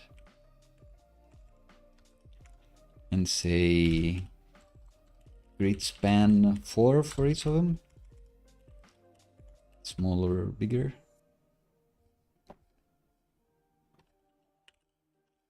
Need to go to the Tailwind docs to find out. Span. Call span, not grid span.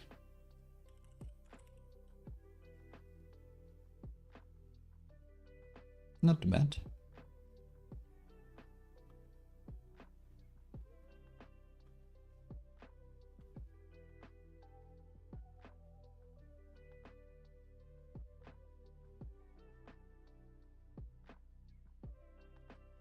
So if it's full width on these endpoints,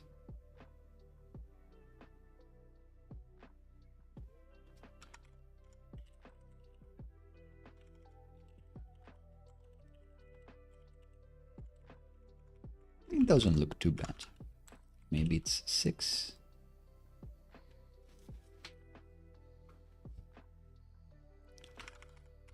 And for MD endpoints, MD screens, LZ screens, XL screens.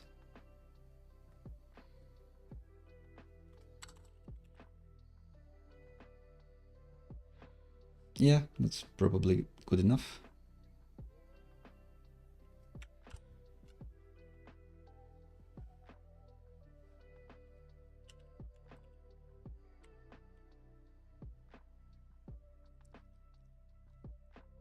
However, we want this to be a div now, and this seems to still work. But will it work if I put this in a list? Guess it will. All right. Sweet.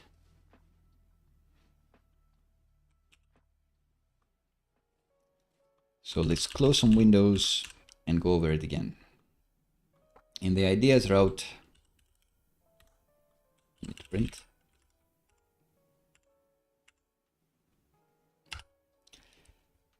We are only exporting the ideas property, which gets magically populated by SvelteKit because we have a sibling endpoint, a page endpoint that returns all of this data.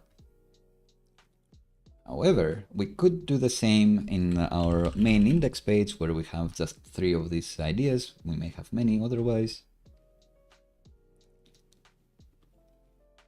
But what we've decided to do, maybe just to show it off, is to use the load method. So we need a module, a script tag for this, because this needs to be exported for SvelteKit to be able to use, where we hit another API, which happens to be our API, the API that we are using for this, the page API, so it becomes a standalone API as well, technically.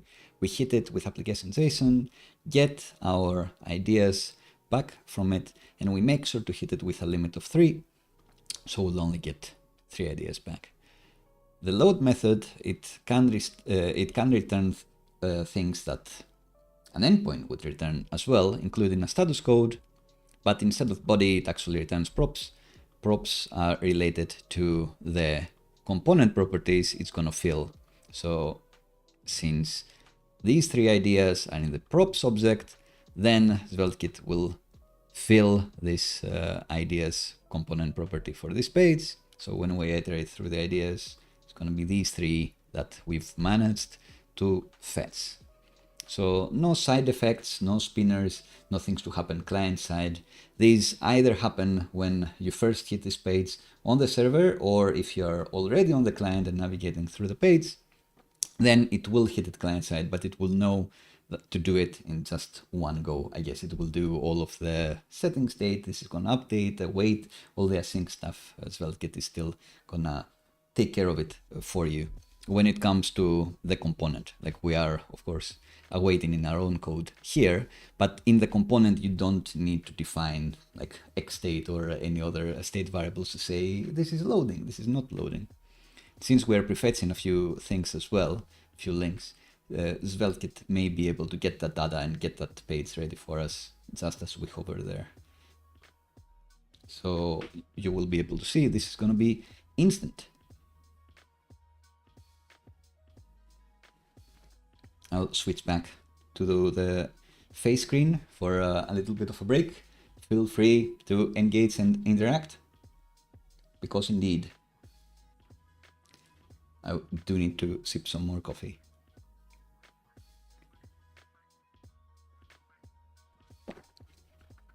And I do have my phone on silent for this. So I need to do a cheeky quick check that nothing's on fire, I suppose.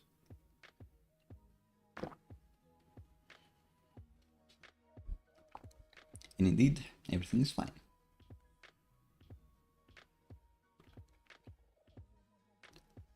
Cool. So back to the desktop. We did this. We can do Notion as your database. Nobody has suggested let's do it with Supabase or anything else. So we could actually hit all of these ideas from this Notion page I have created. Get that, see how that works. That's going to take a lot of figuring out of my part, I'm sure, even though I had actually done a video on how to do it in the Next.js, never saw the light of day. We can also import SVGs. So these SVGs I am importing in a non-ideal way. I'd say this SVG as well, this icon. We can do better. We can have an actual SVG file, .svg, in the repo, and then Vite will be using a plugin to bring it in the optimal way.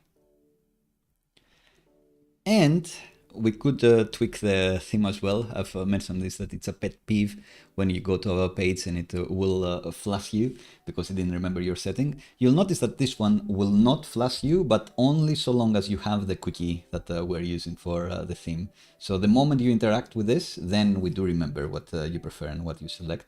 If not, we do load on either the dark or the light mode, on the dark or light theme, and then sync to your browser setting. There can be a way to do this a bit better. So that's the extended tweak, and playwright S, of course. I think for this, when it comes to do tests, it would be a happy path smoke test. Do I get here and see this? Maybe do I see one or the latest ideas here? I guess this is getting quite complicated, more complicated than I thought. But in the ideas here, do I actually see these 4 ideas here, or end amount of ideas? It's a big subset here, especially if you use an end-to-end browser testing style tool, because how are you gonna feed, how are you gonna populate this array? How will you make sure this array is controlled so you don't have to worry about that, oh, somebody edited your database or added a new entry and now your tests break because you expected the first result to be this, but now it's something else. There are many ways to go about this. One of the ways is to make your tests be a bit more resilient and be a bit more generic, I guess. It may give you a bit less confidence, but you could just be checking, do I have some cards here? Do they have a header? Do they say what they are? And not specifically, do I get to a single first and the second? That's what I use for my site, for my blog posts. I just check, do I have blog posts? And if I click on a blog post, do I get to the page that's the one related to the blog post I just clicked? So if this had a details page for Duolingo, the app, to get some metadata, would be checking. All right, find the first idea, get a reference to its title, click it. Do I end up in a page that is all about that title?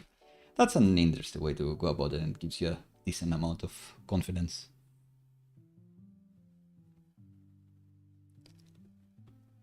But I think it'd be fun to end with an attempt to use Notion as our database and see how things work nowadays. So let's make a commit so we can abandon if needed. So what did we do here? We created the idea card. We fixed this bug. We made this a private property. We're going to change this, so don't worry too much. We've added a latest idea section in the homepage. And we've extended our page endpoint with some functionality to be able to limit the amount of ideas. So this has become a bit of a standalone endpoint as well, because the actual page itself is not going to hit this with a limit. It's just going to go there with and get like the default amount of ideas. I'm wondering though, this makes me wonder, like does SvelteKit do the relevant magic? So if I hit this with limit of 1, query parameter, search parameter, will it actually only show one idea? That'd be quite fun. I think it's gonna do it, but I haven't actually tried. Commit to a number, is it gonna be 4 or is it gonna be 1? I don't think there is any other way this can go. Ha! That's fun, isn't it? Cool. SvelteKit magic. But yeah, we did all of these things.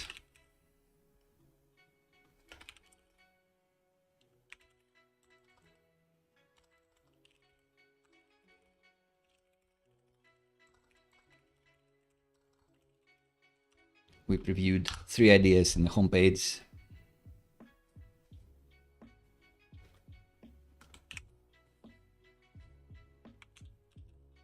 And now we'll attempt to make Notion be our database. When it comes to the code, I suspect all we'll need to change is this. So no more like ideas hard-coded here. We'll be doing maybe a fetch and like to the Notion API. Also, what this one is, and getting this table of ideas that I have. Let's figure out how it works. My question is, do I need to pass the fetch from the endpoint? Probably.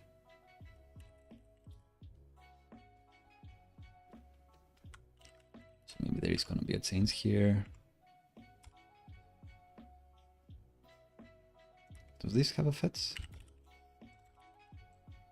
Maybe not. Maybe I'm making it up.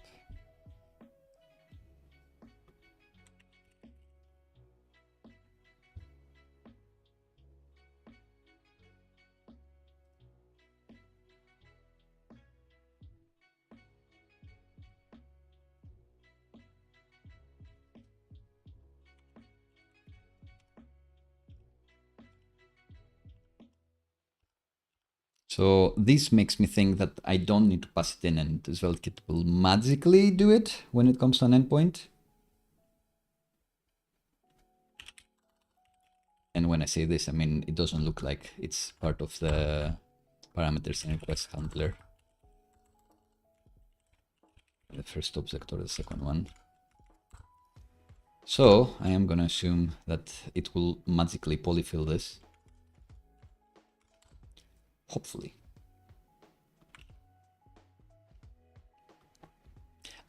Before we go to that part, a reason to not actually use a load method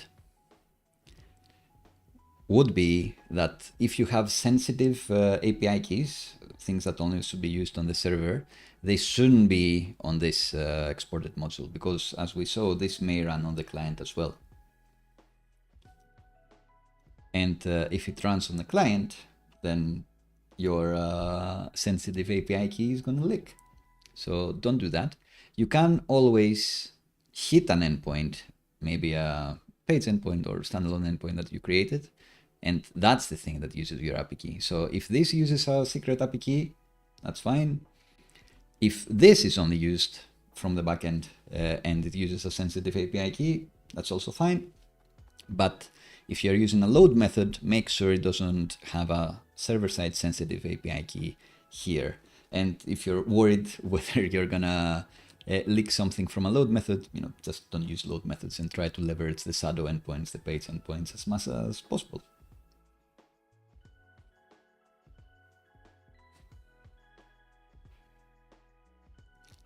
Cool.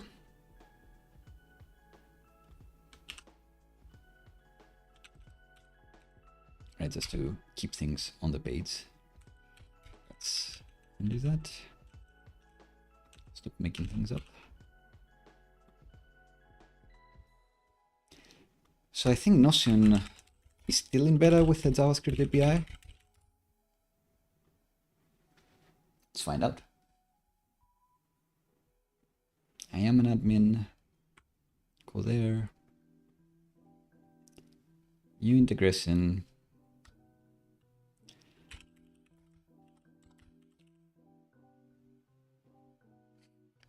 Do you need the logo?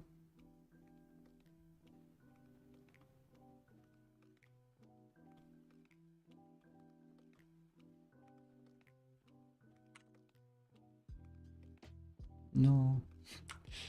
I like it when that works.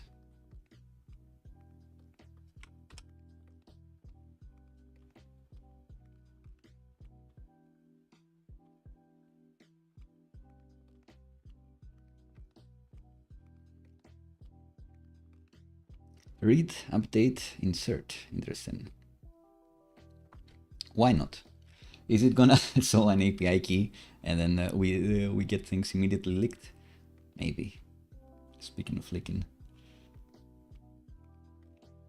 So I am gonna switch this, attempt to switch this to the other screen and press submit.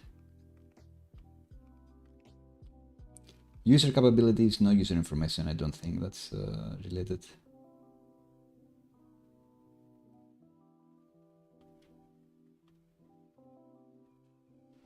Ah, cool. It looks like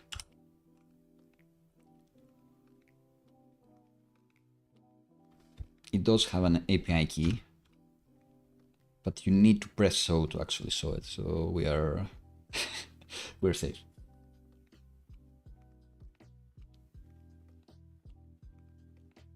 Not a public integration. We just want to mess around ourselves.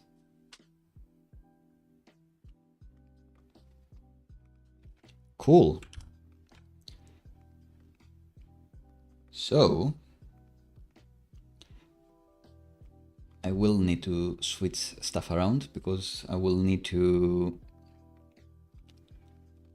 paste that .env, paste that API key in a .env, and I'll try not to leak it. It's not the end of the world. If I do, it happens in streams.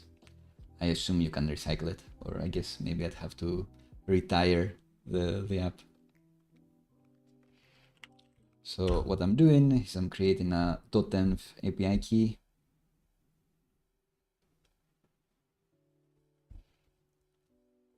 Is this gonna be a bit simpler if I switch to this? All right, so let's go back to my face screening.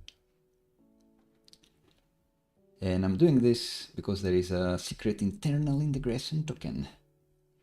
And I'm gonna go to our new .env file and create a Notion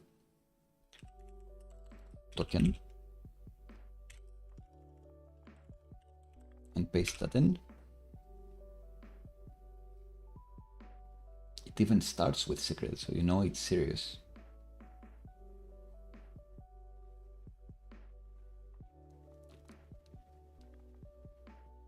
And then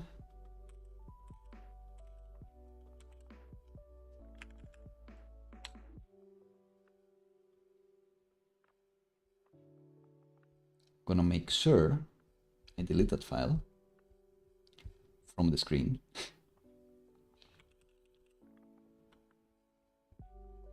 If you bear with me.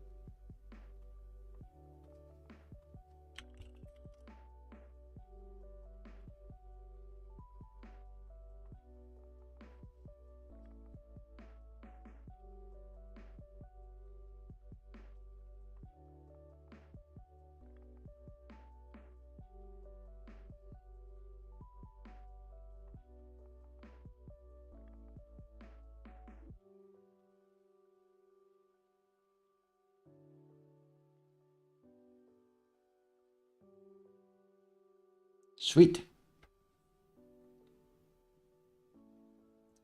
So we can go back to the desktop. You can see my screen again. Apologies for that. I've opened that nfts.t.ts file, so TypeScript will be able to help us with the secret environment variables. However, this reminded me that we have quite a few things that we're not using anymore. What we have now is a Notion token. None of this. And our new repo, our ideas repo, rather, instead of doing all of that, it will have a Notion token, which will be get server side, server only envar, Notion token indeed. This is a bit different than the video we made the other day. Thanks to a suggestion from a kind commenter. And Ishwar, they opened up an issue and had a suggestion on how to kind of ensure it's a bit less likely that this is gonna leak if we define a method called get server only envar checks are we in the browser or not. If we're in the browser, we're gonna error out, so have less chance that we're gonna leak this. In any case, this is only the start of our journey. Just before I get too paranoid.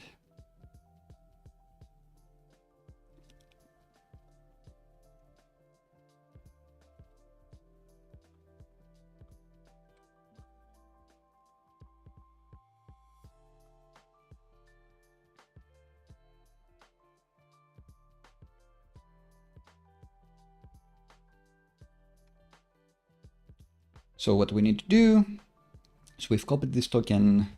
We want to go to our database, which is this page of ideas, and share this with our integration. The new integration we created is TechieCat. We can invite it there. I can edit. I guess it's the other page where we define exactly what type of functionality we offer to that integration. And then, after this has been done, it's telling us how to curl things, I guess, or do it with JavaScript. They call it Notion key. Maybe I will change that later.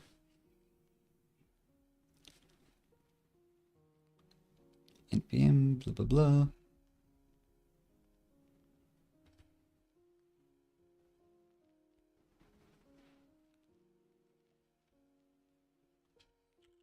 npm Notion API. Is it this or is it this? Unofficial, don't like that.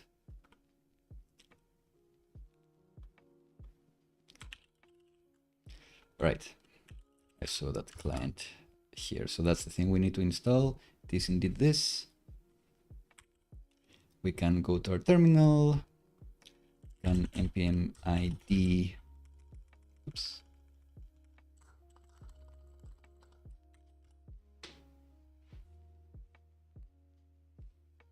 We brought that bad boy in. Ah, they call it Notion token here, so makes sense. And therefore, instead of just Notion token, we can have a client. The client is going to be a new client with this for auth. I'm happy I gave it this name.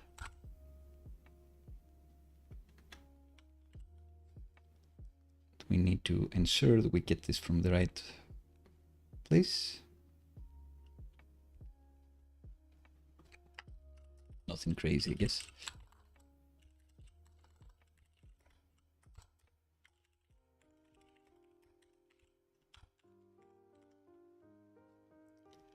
And now, the question is, how do you actually use this?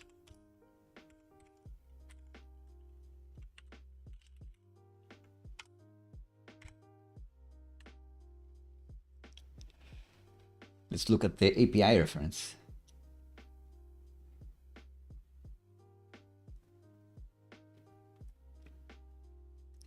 Career database.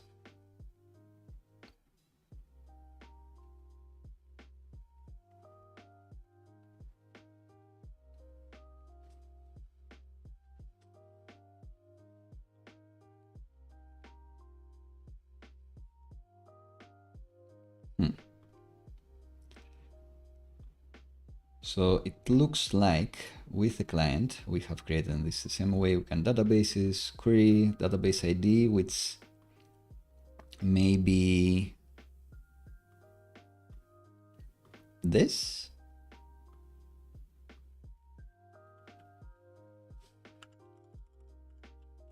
Feels like something to copy paste somewhere.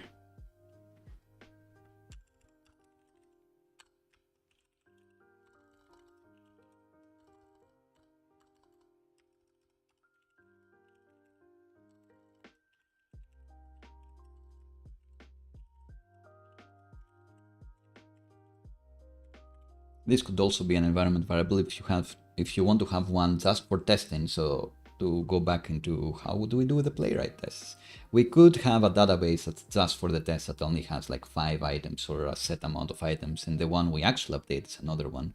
And for tests, you use this. Oops, query parameter. I guess this should be part of it. I guess this is the view that we have.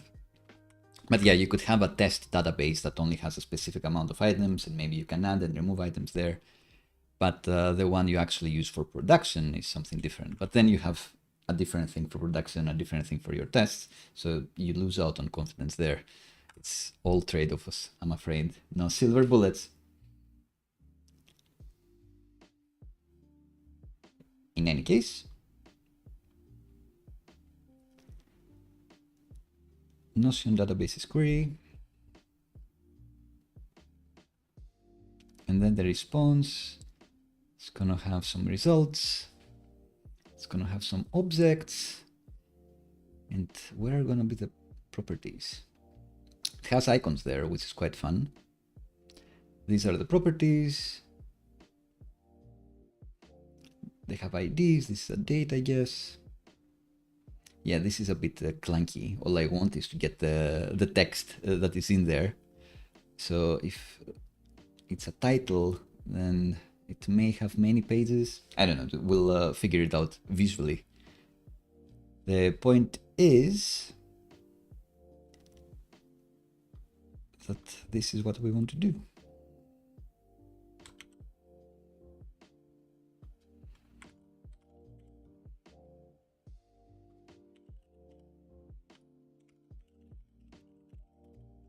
The database ID is this. We don't want to sort or filter for now. Can we limit?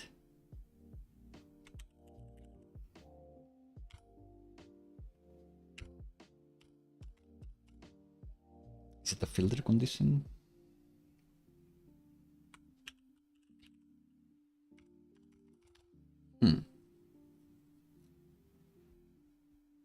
Is it a pagination thing? Ah, page size, of course.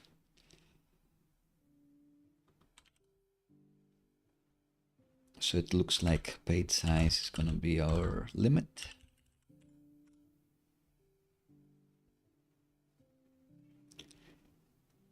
And if we're good, I was going to say if we're lucky, but it's not about luck. It's about confidence.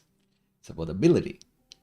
It's about, and I can't sing or rap, so I'm not going to go for it. It seems this is going to give us a response that's going to look like this, which is going to have this crazy results object that we'll see how we'll work with that. So let's await this, and from the response,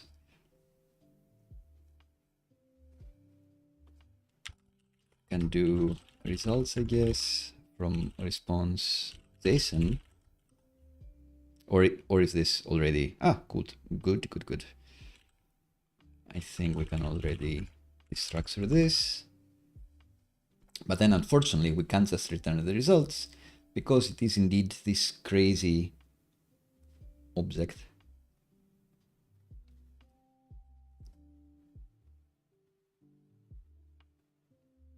We can use the icon instead of the cover, instead of having a specific column. So let's create a method map notion result, or map result to idea. It must return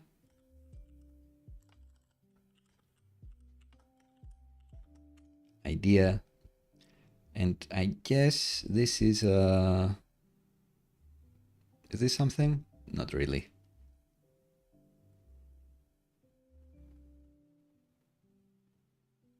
Oh well. We'll figure out what this is. It's definitely a notion result. And we know that we want to return a name. Test. Emoji. And description.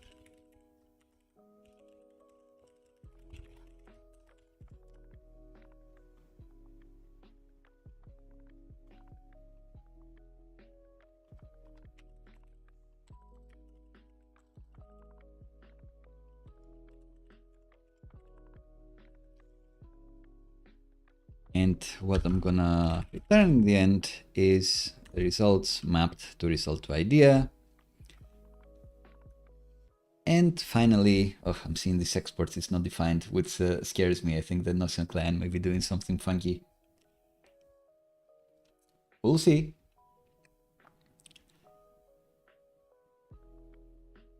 We can see that in the results have an icon that may have a type and an emoji key.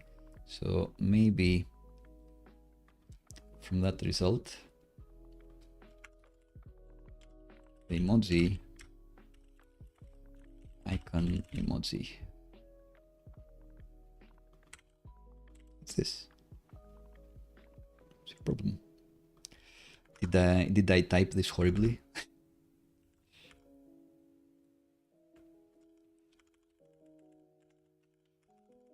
I typed this well, I just forgot to write it again.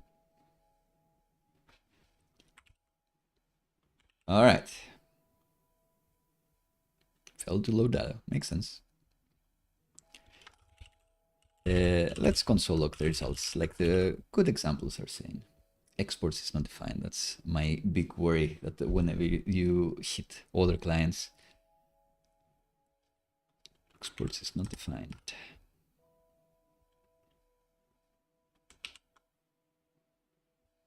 A bit further. All right, that may be good, because not each result has an icon. Oh my god, it's kind of working. So let me explain what happened here. We did use the Notion API to get data from this table here. But I actually have an emoji column in the lots of them. What I found out later is that you can actually add an icon here. and maybe we can use that. But if you don't have an icon, then that icon property that I was trying to look the emoji in did not exist, so it crashes everything. So long as I spend a bit of time opening each of these up, as we all try to process what's happening. Headphones, what is this? It should work.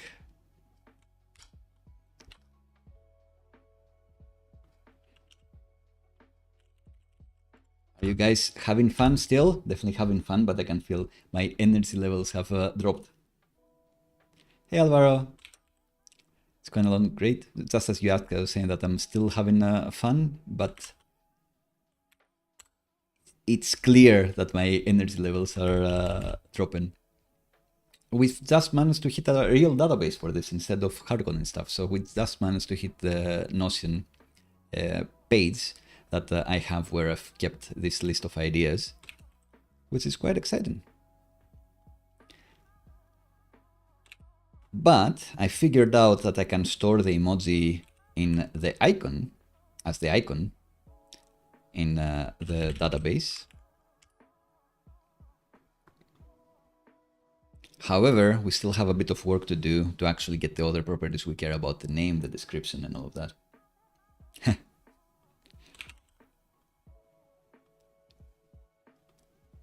I also found that I talk quite slowly when I'm kind of multitasking and doing two things at the same time, so apologies for that. It is fun though. Music.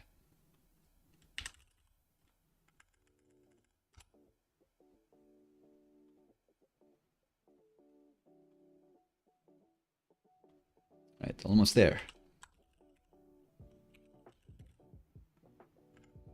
How did I get a pink cert? Oh my god. I need to go for this, I guess. It's fun. It's funny to me that I have like two volleyball related ideas here.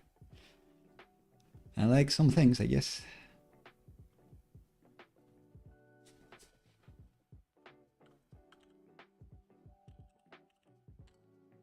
Oof. Got a bit dark. All right, so we don't need that emoji property anymore. Goodbye.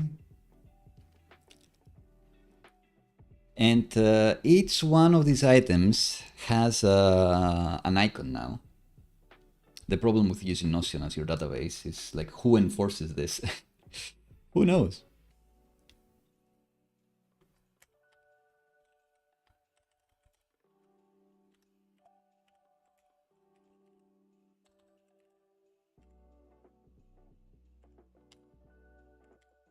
So let's still fall back to something so we won't get this crashing.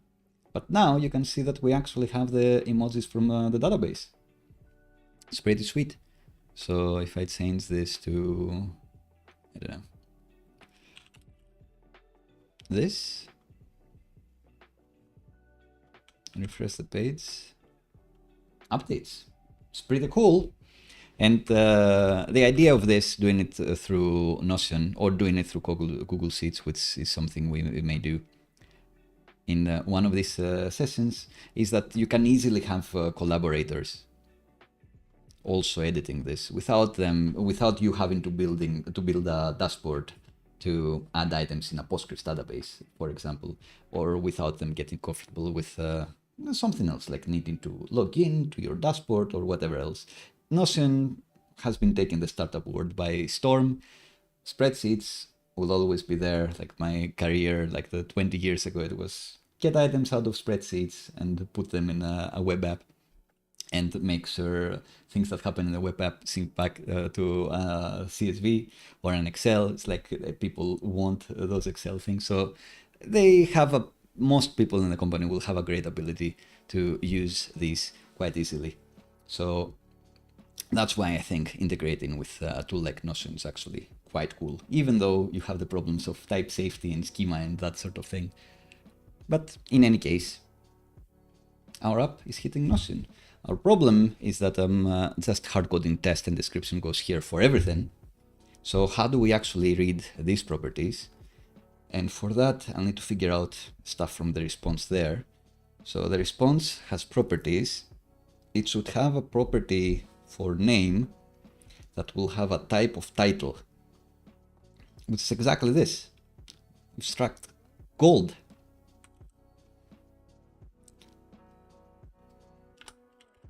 So if it looks like this,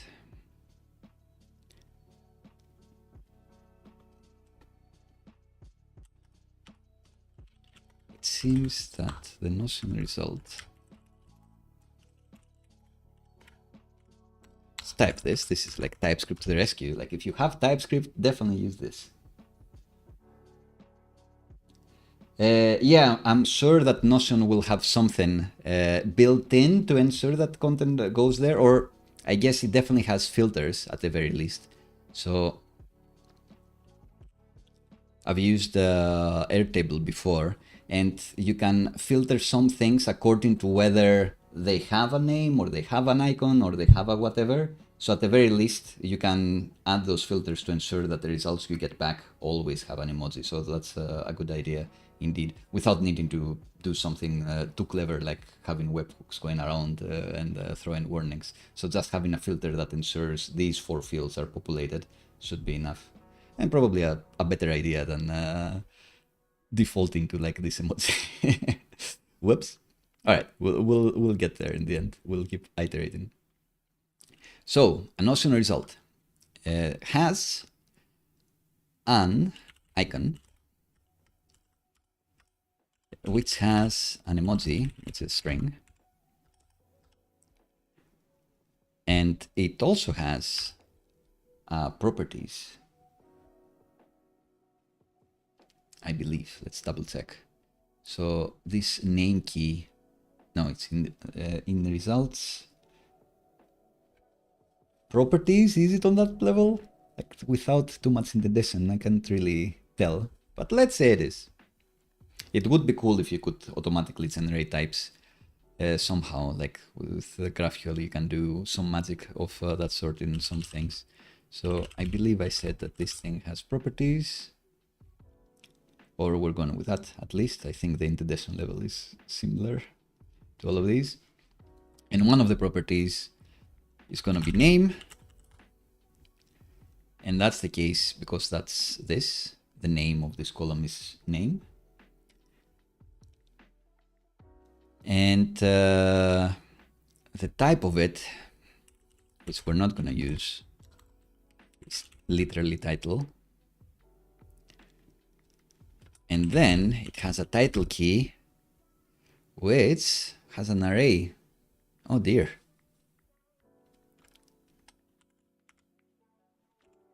Typebox, cool. I'll need to write that down somewhere. Look it up.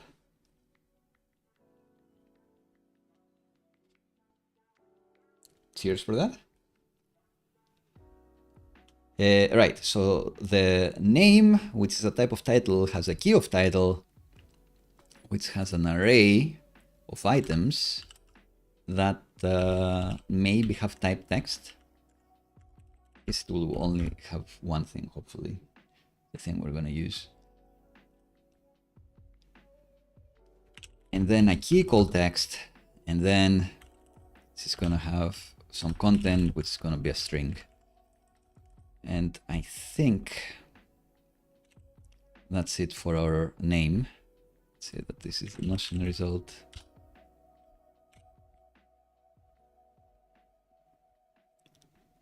And let's say we're getting the icon from here. Let's say it's always going to be there because we're going to do something clever. And then in the properties,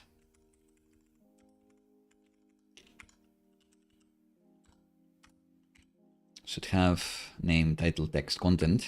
Here's the TypeScript going to work. Let's see. Too good to be true. So this is going to be like a case of the good old console log. Pro tip, if you're actually working, write a test for this and see the network response and see what is actually going to be, what you're actually getting back from Notion, and write a test so you can more easily create the mapper. So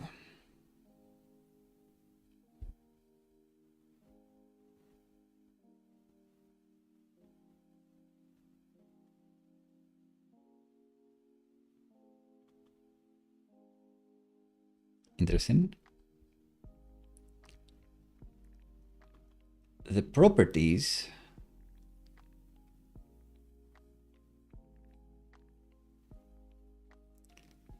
is an array that has properties, or am I console logging too many things? I know. Whoops.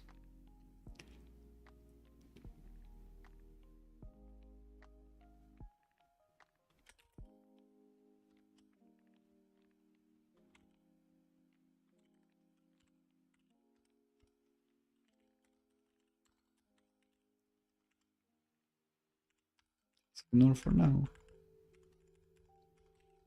Maybe not.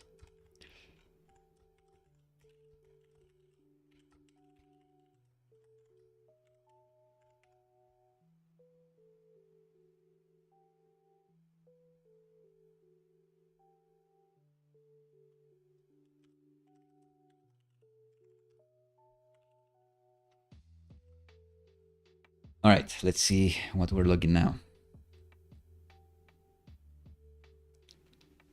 So it does have a name.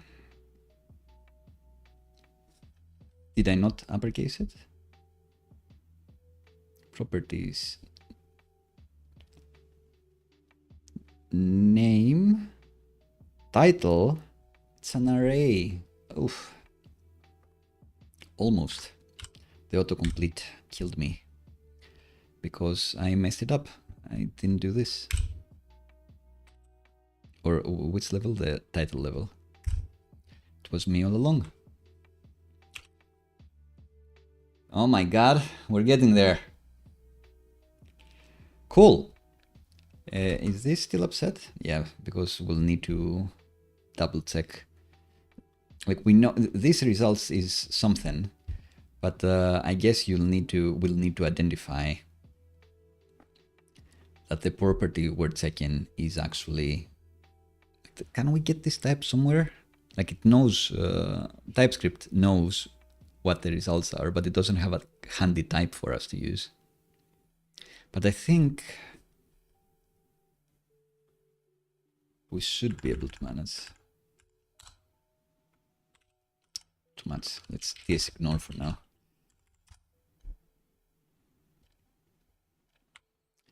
Let's check the client a little bit.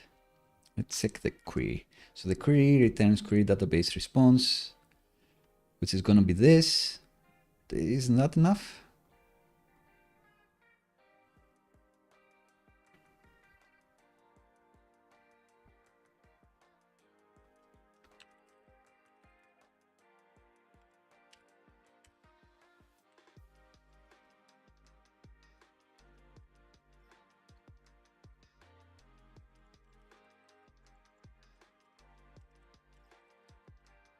That a thing?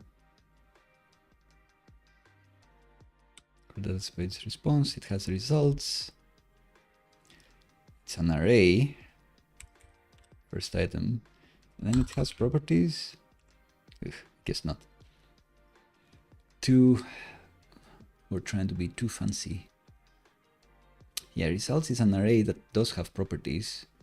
And I thought that would get me the first one. But not quite.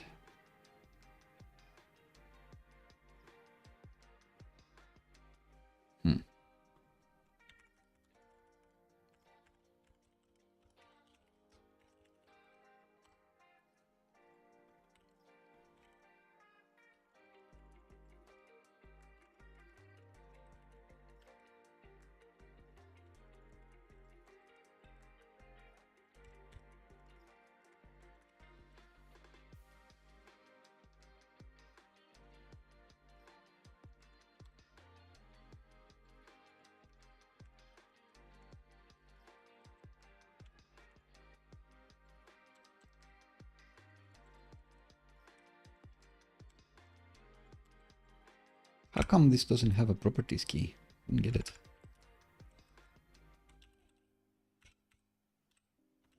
Because this is an array, isn't it?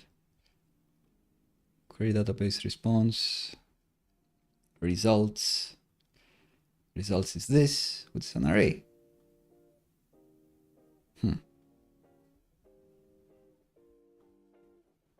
It's also not happy when I do properties here, right?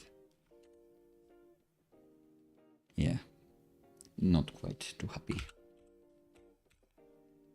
Oh well.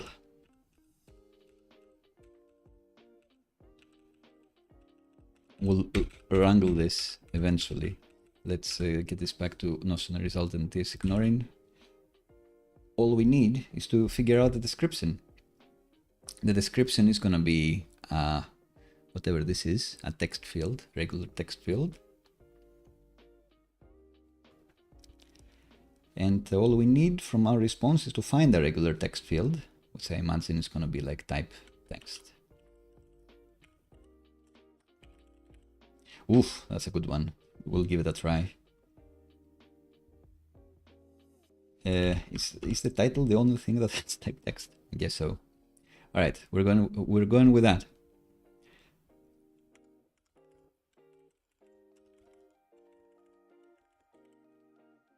Properties, description.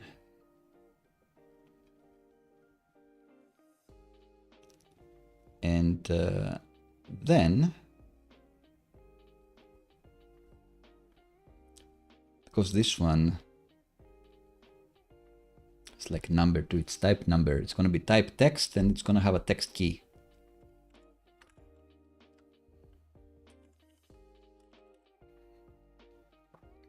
Which is gonna have the value. I think I get how it works. Like the type lets you know which key to look at. So maybe we can do something clever there. We'll see. But we need to remember.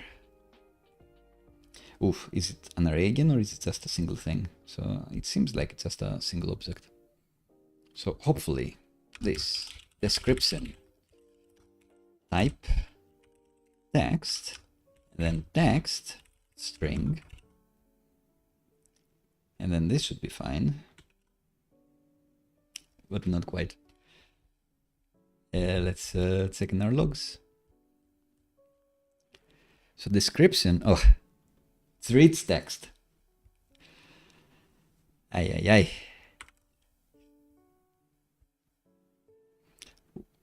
Is it gonna be like markdown style text? Who knows?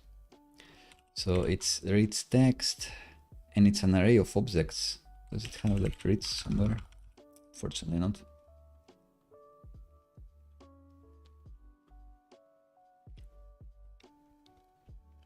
Object. What's it gonna be? Is it gonna be a thing that has like text everywhere?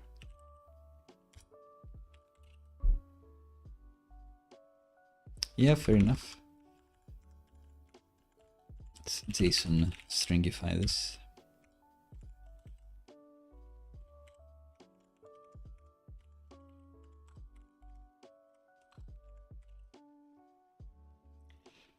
So indeed, it's gonna be something that has many type texts.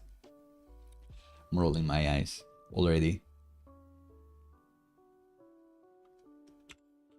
So yeah, definitely a case to like test this, because just doing this is a bit silly. Doing it by heart. Hello, I'm creating a new SvelteKit app where you can get ideas for free. Everybody should be more conscious or more willing to share their own ideas, because that helps people get even more creative, get more inspired. But mostly I wanted to use SvelteKit for this app in order to showcase SvelteKit endpoints. We've managed to do that. We've managed to do some Tailwind styling as well. The main thing is indeed the SvelteKit endpoints, page endpoints or shadow endpoints, that sort of thing. So we've made a little backend that returns these responses and have some SvelteKit UI magically fetch them. And in the index page, we also hit the same endpoint here to get fewer ideas. But now we're trying to wrangle with the Notion API as we wanted to work with Notion as our database. And we want to get the description of these ideas, which apparently it's an array of objects, of rich text objects that we'll need to reduce into just some regular string text. What have you been up to?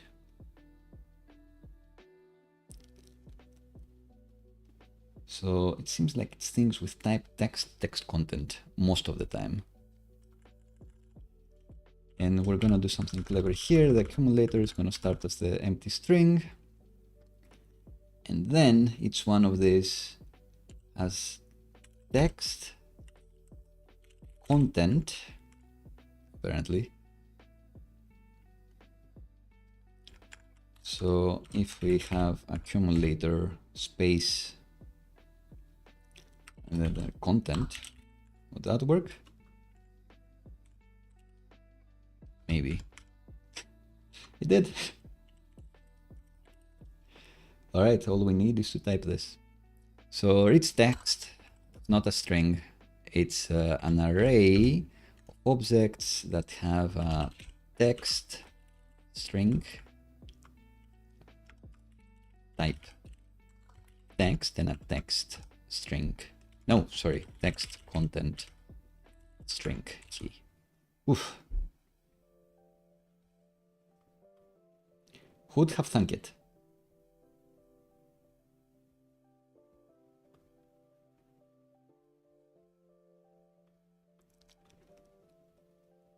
And yeah, all you needed was this crazy reduce in the end.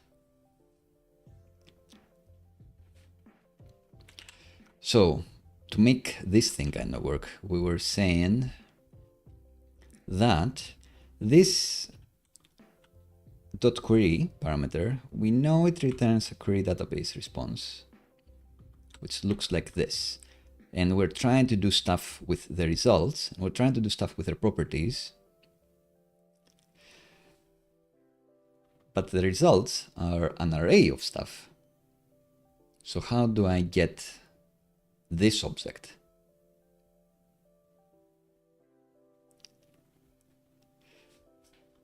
And a suggestion was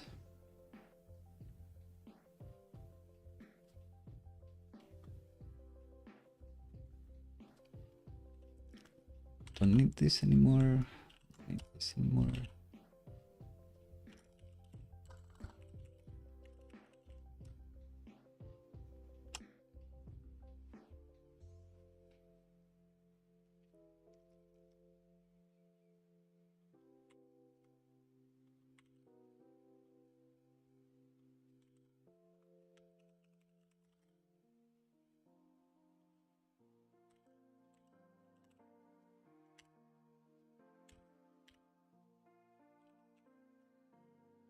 I need to check again.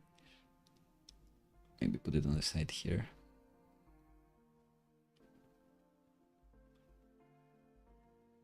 So this thing has results. 0. Oh, it's happy with 0. Was I just not importing it before? The suggestion was to use number here. Maybe I was just being silly. No, 0 did work. It just gave me the wrong thing. So if I do number, the type of number, type of 0,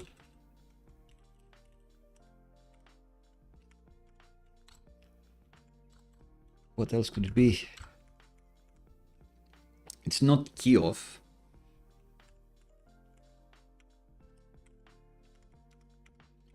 Maybe it is.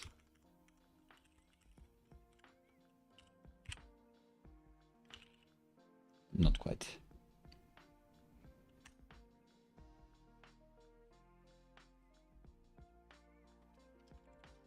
All right, so I don't know how to do this that way, but we can add a guard, which is probably better. Yeah, I think it's gonna be one of those things where I take a break and then in 1 hour I go to the fridge and I have the fridge brilliant moment of it's like, oh yeah, of course I should have done this. But there is another way out.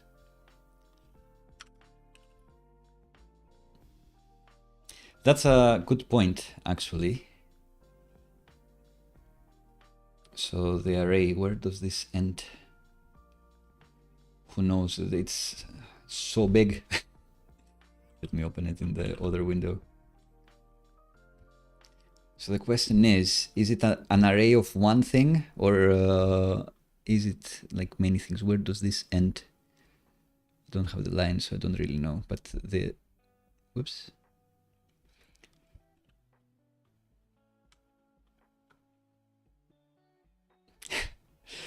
That happens not just during the streams, that happens in real life. That's why I'm a big fan for breaks and coffee breaks and that sort of thing.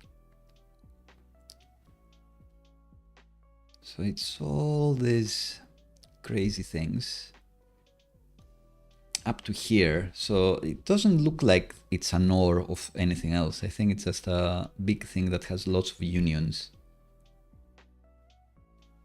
But it's always one array. Or not. Am I making it up? Yeah, I don't see a union. I think it's an array of a thing that always has a parent and properties, but it's the properties themselves that may be a bit different.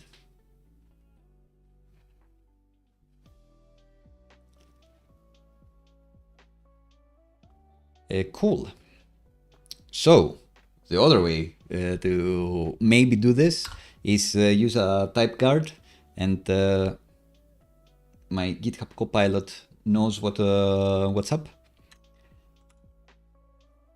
We're gonna declare const is notion result as a type guard. It's gonna get anything, and then we're gonna say that the result is a notion result, and that's gonna happen if our result has, let's say,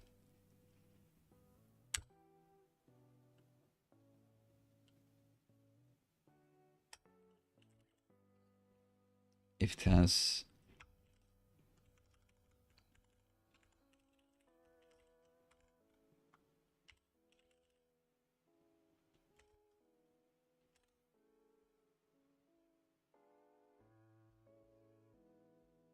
oof, that's a mouthful, but the autocomplete I think got us there. And maybe we can refactor this to be called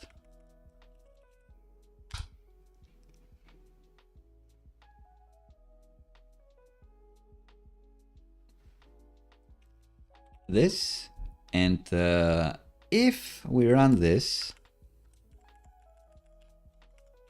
maybe we can filter first instead of doing another crazy reduce, and say filter is notion result. Ah, no. It doesn't get it. Maybe we can filter in the end. Oops. So definitely not this ignore.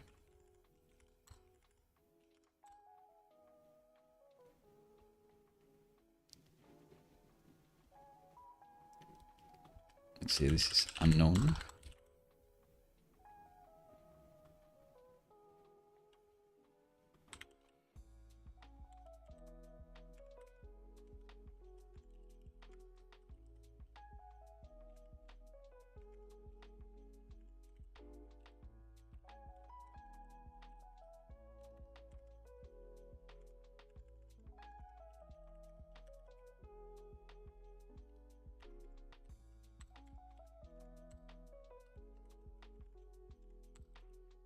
So we have this crazy type guard. Unfortunately, it seems it won't understand that this is going to be an array of our notion results if we do this. It's kind of unfortunate. But should we reduce again? Oh, definitely.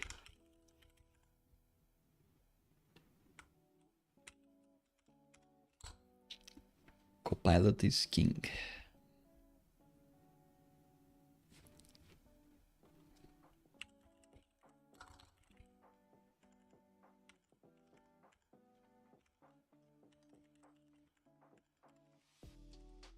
All right, so I'm not gonna reduce for clarity. I'm gonna do the map then filter thing that you can add in the pull request. That maybe you can do a reduce to save on one loop, but it's SvelteKit. It probably compiles to something more effective than anything I could ever think of. So first, or maybe not first, is Notion result. If yes, we return this.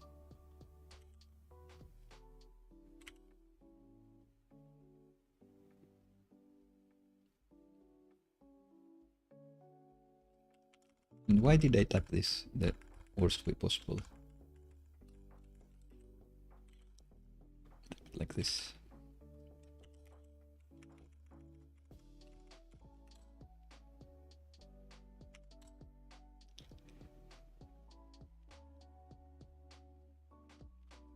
Or else it's gonna be null.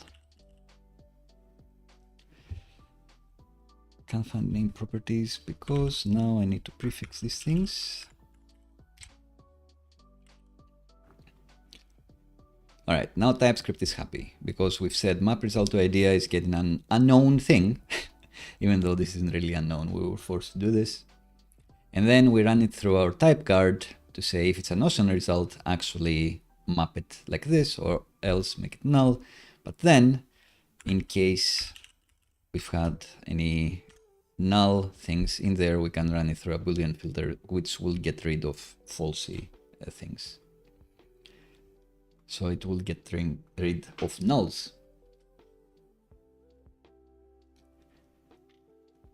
And this thing, what did I mess up? Title, text, content, it says.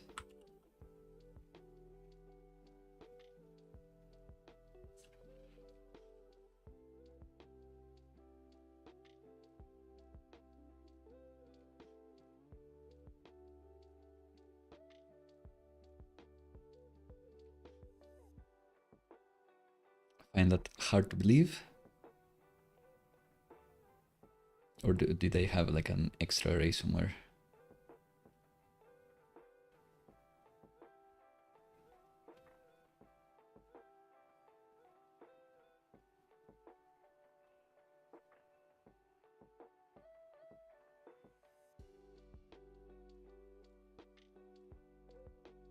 Name, title, and this is not an array?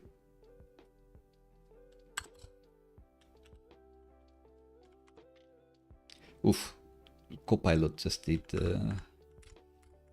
whatever it wanted here. So it got us almost there, but not quite.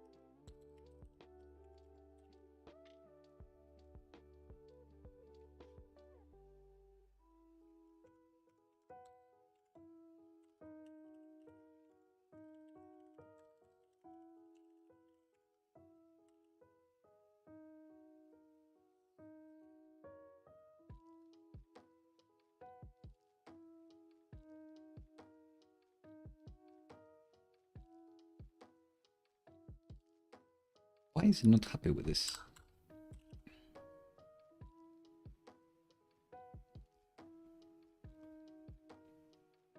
Notion idea result. It has an icon, so it should be happy.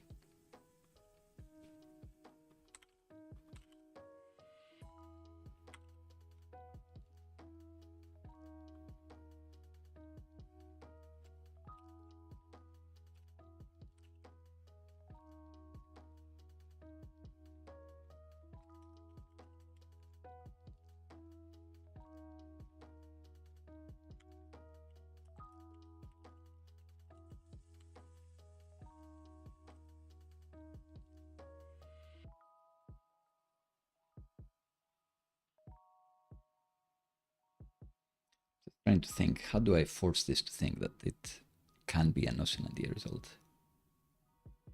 Is it really a taste ignore? Probably not. Let's refresh our memories. Nope.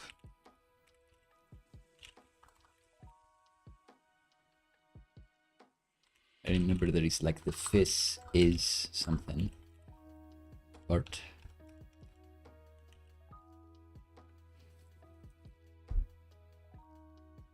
Guess it's not unknown.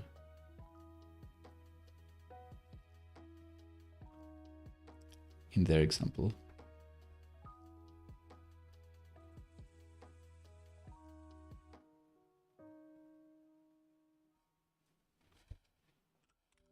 Do I need to flip all of this and then it will be happy? Was that it all along? Of course, it needs to return a boolean. Silly me.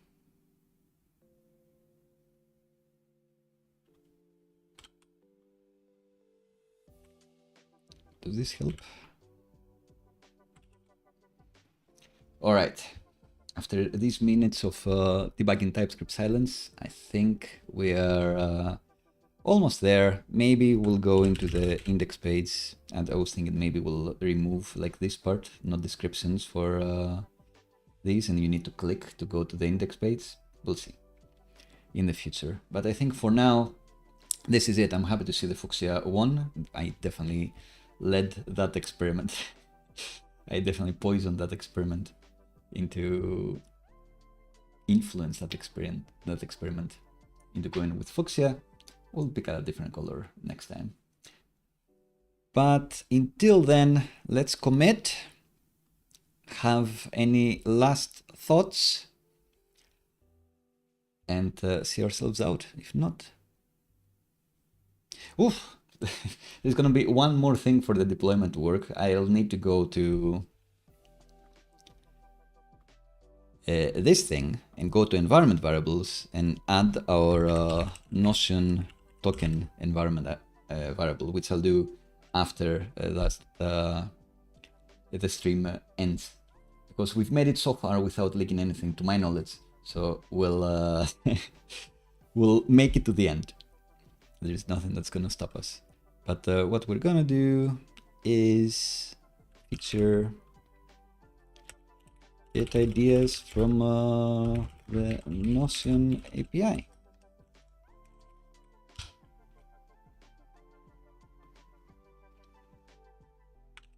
And as a reminder of what we actually changed here,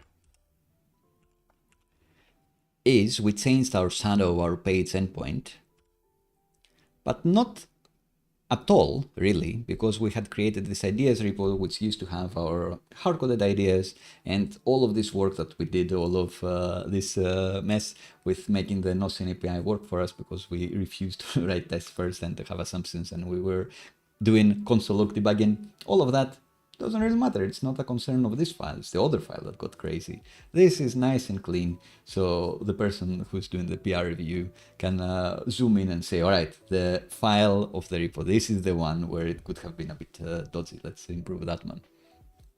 So now this thing behind the scenes is hitting the Notion API instead of return hard-coded array of ideas, which means that you can share that Notion table that I have with others, and they can populate their own ideas if they want. We can do things. We've added an integration. We've shared this page with the integration that we just created live, and it has permission to add some rows or update rows and that sort of thing. So you could even programmatically make this update through that API key. We'll probably not do that. In the future, maybe we'll add tags, we'll make use of that. Maybe we'll give credit to specific users. So if you share this with another user, you may want to see it's like, oh, it's Johnny's idea. Let's put this in the trash, or let's put this in a high place. I don't know.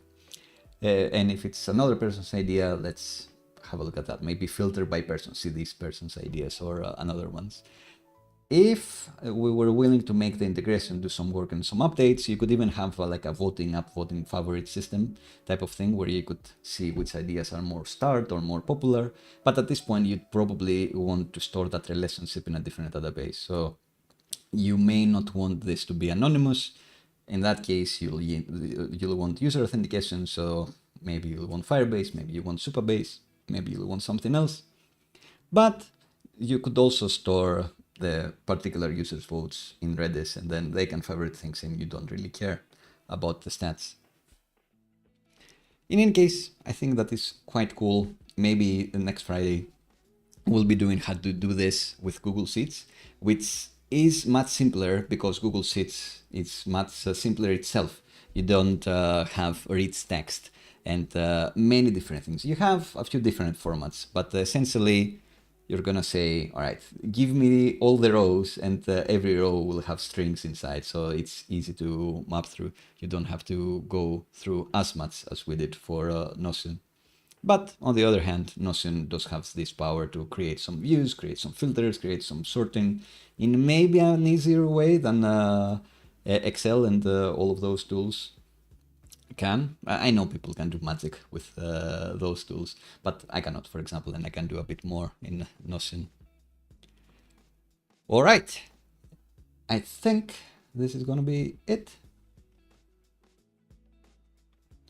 I'll get a couple more sips to allow for any questions, or else I'll see you this Friday.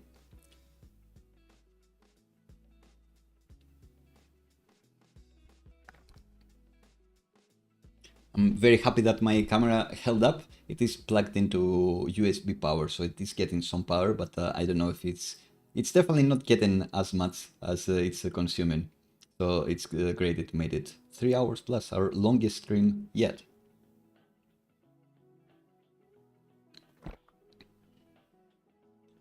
Cool. Thanks, Alvaro. Thanks everybody for joining or seeing this from the future. It's been a pleasure to watch your comments. I hope you enjoyed seeing me code and see a bit of my process. Whenever I make new videos, I very often make new repos, and this is how it usually looks like maybe slightly quick initial setup of the things that I really want to have ready for the video, and then a lot of, oh, let's experiment with like Notion or whatever else that gets me into rabbit holes. It's fun for me. Hopefully it was fun for you. Thanks again. Have a lovely day.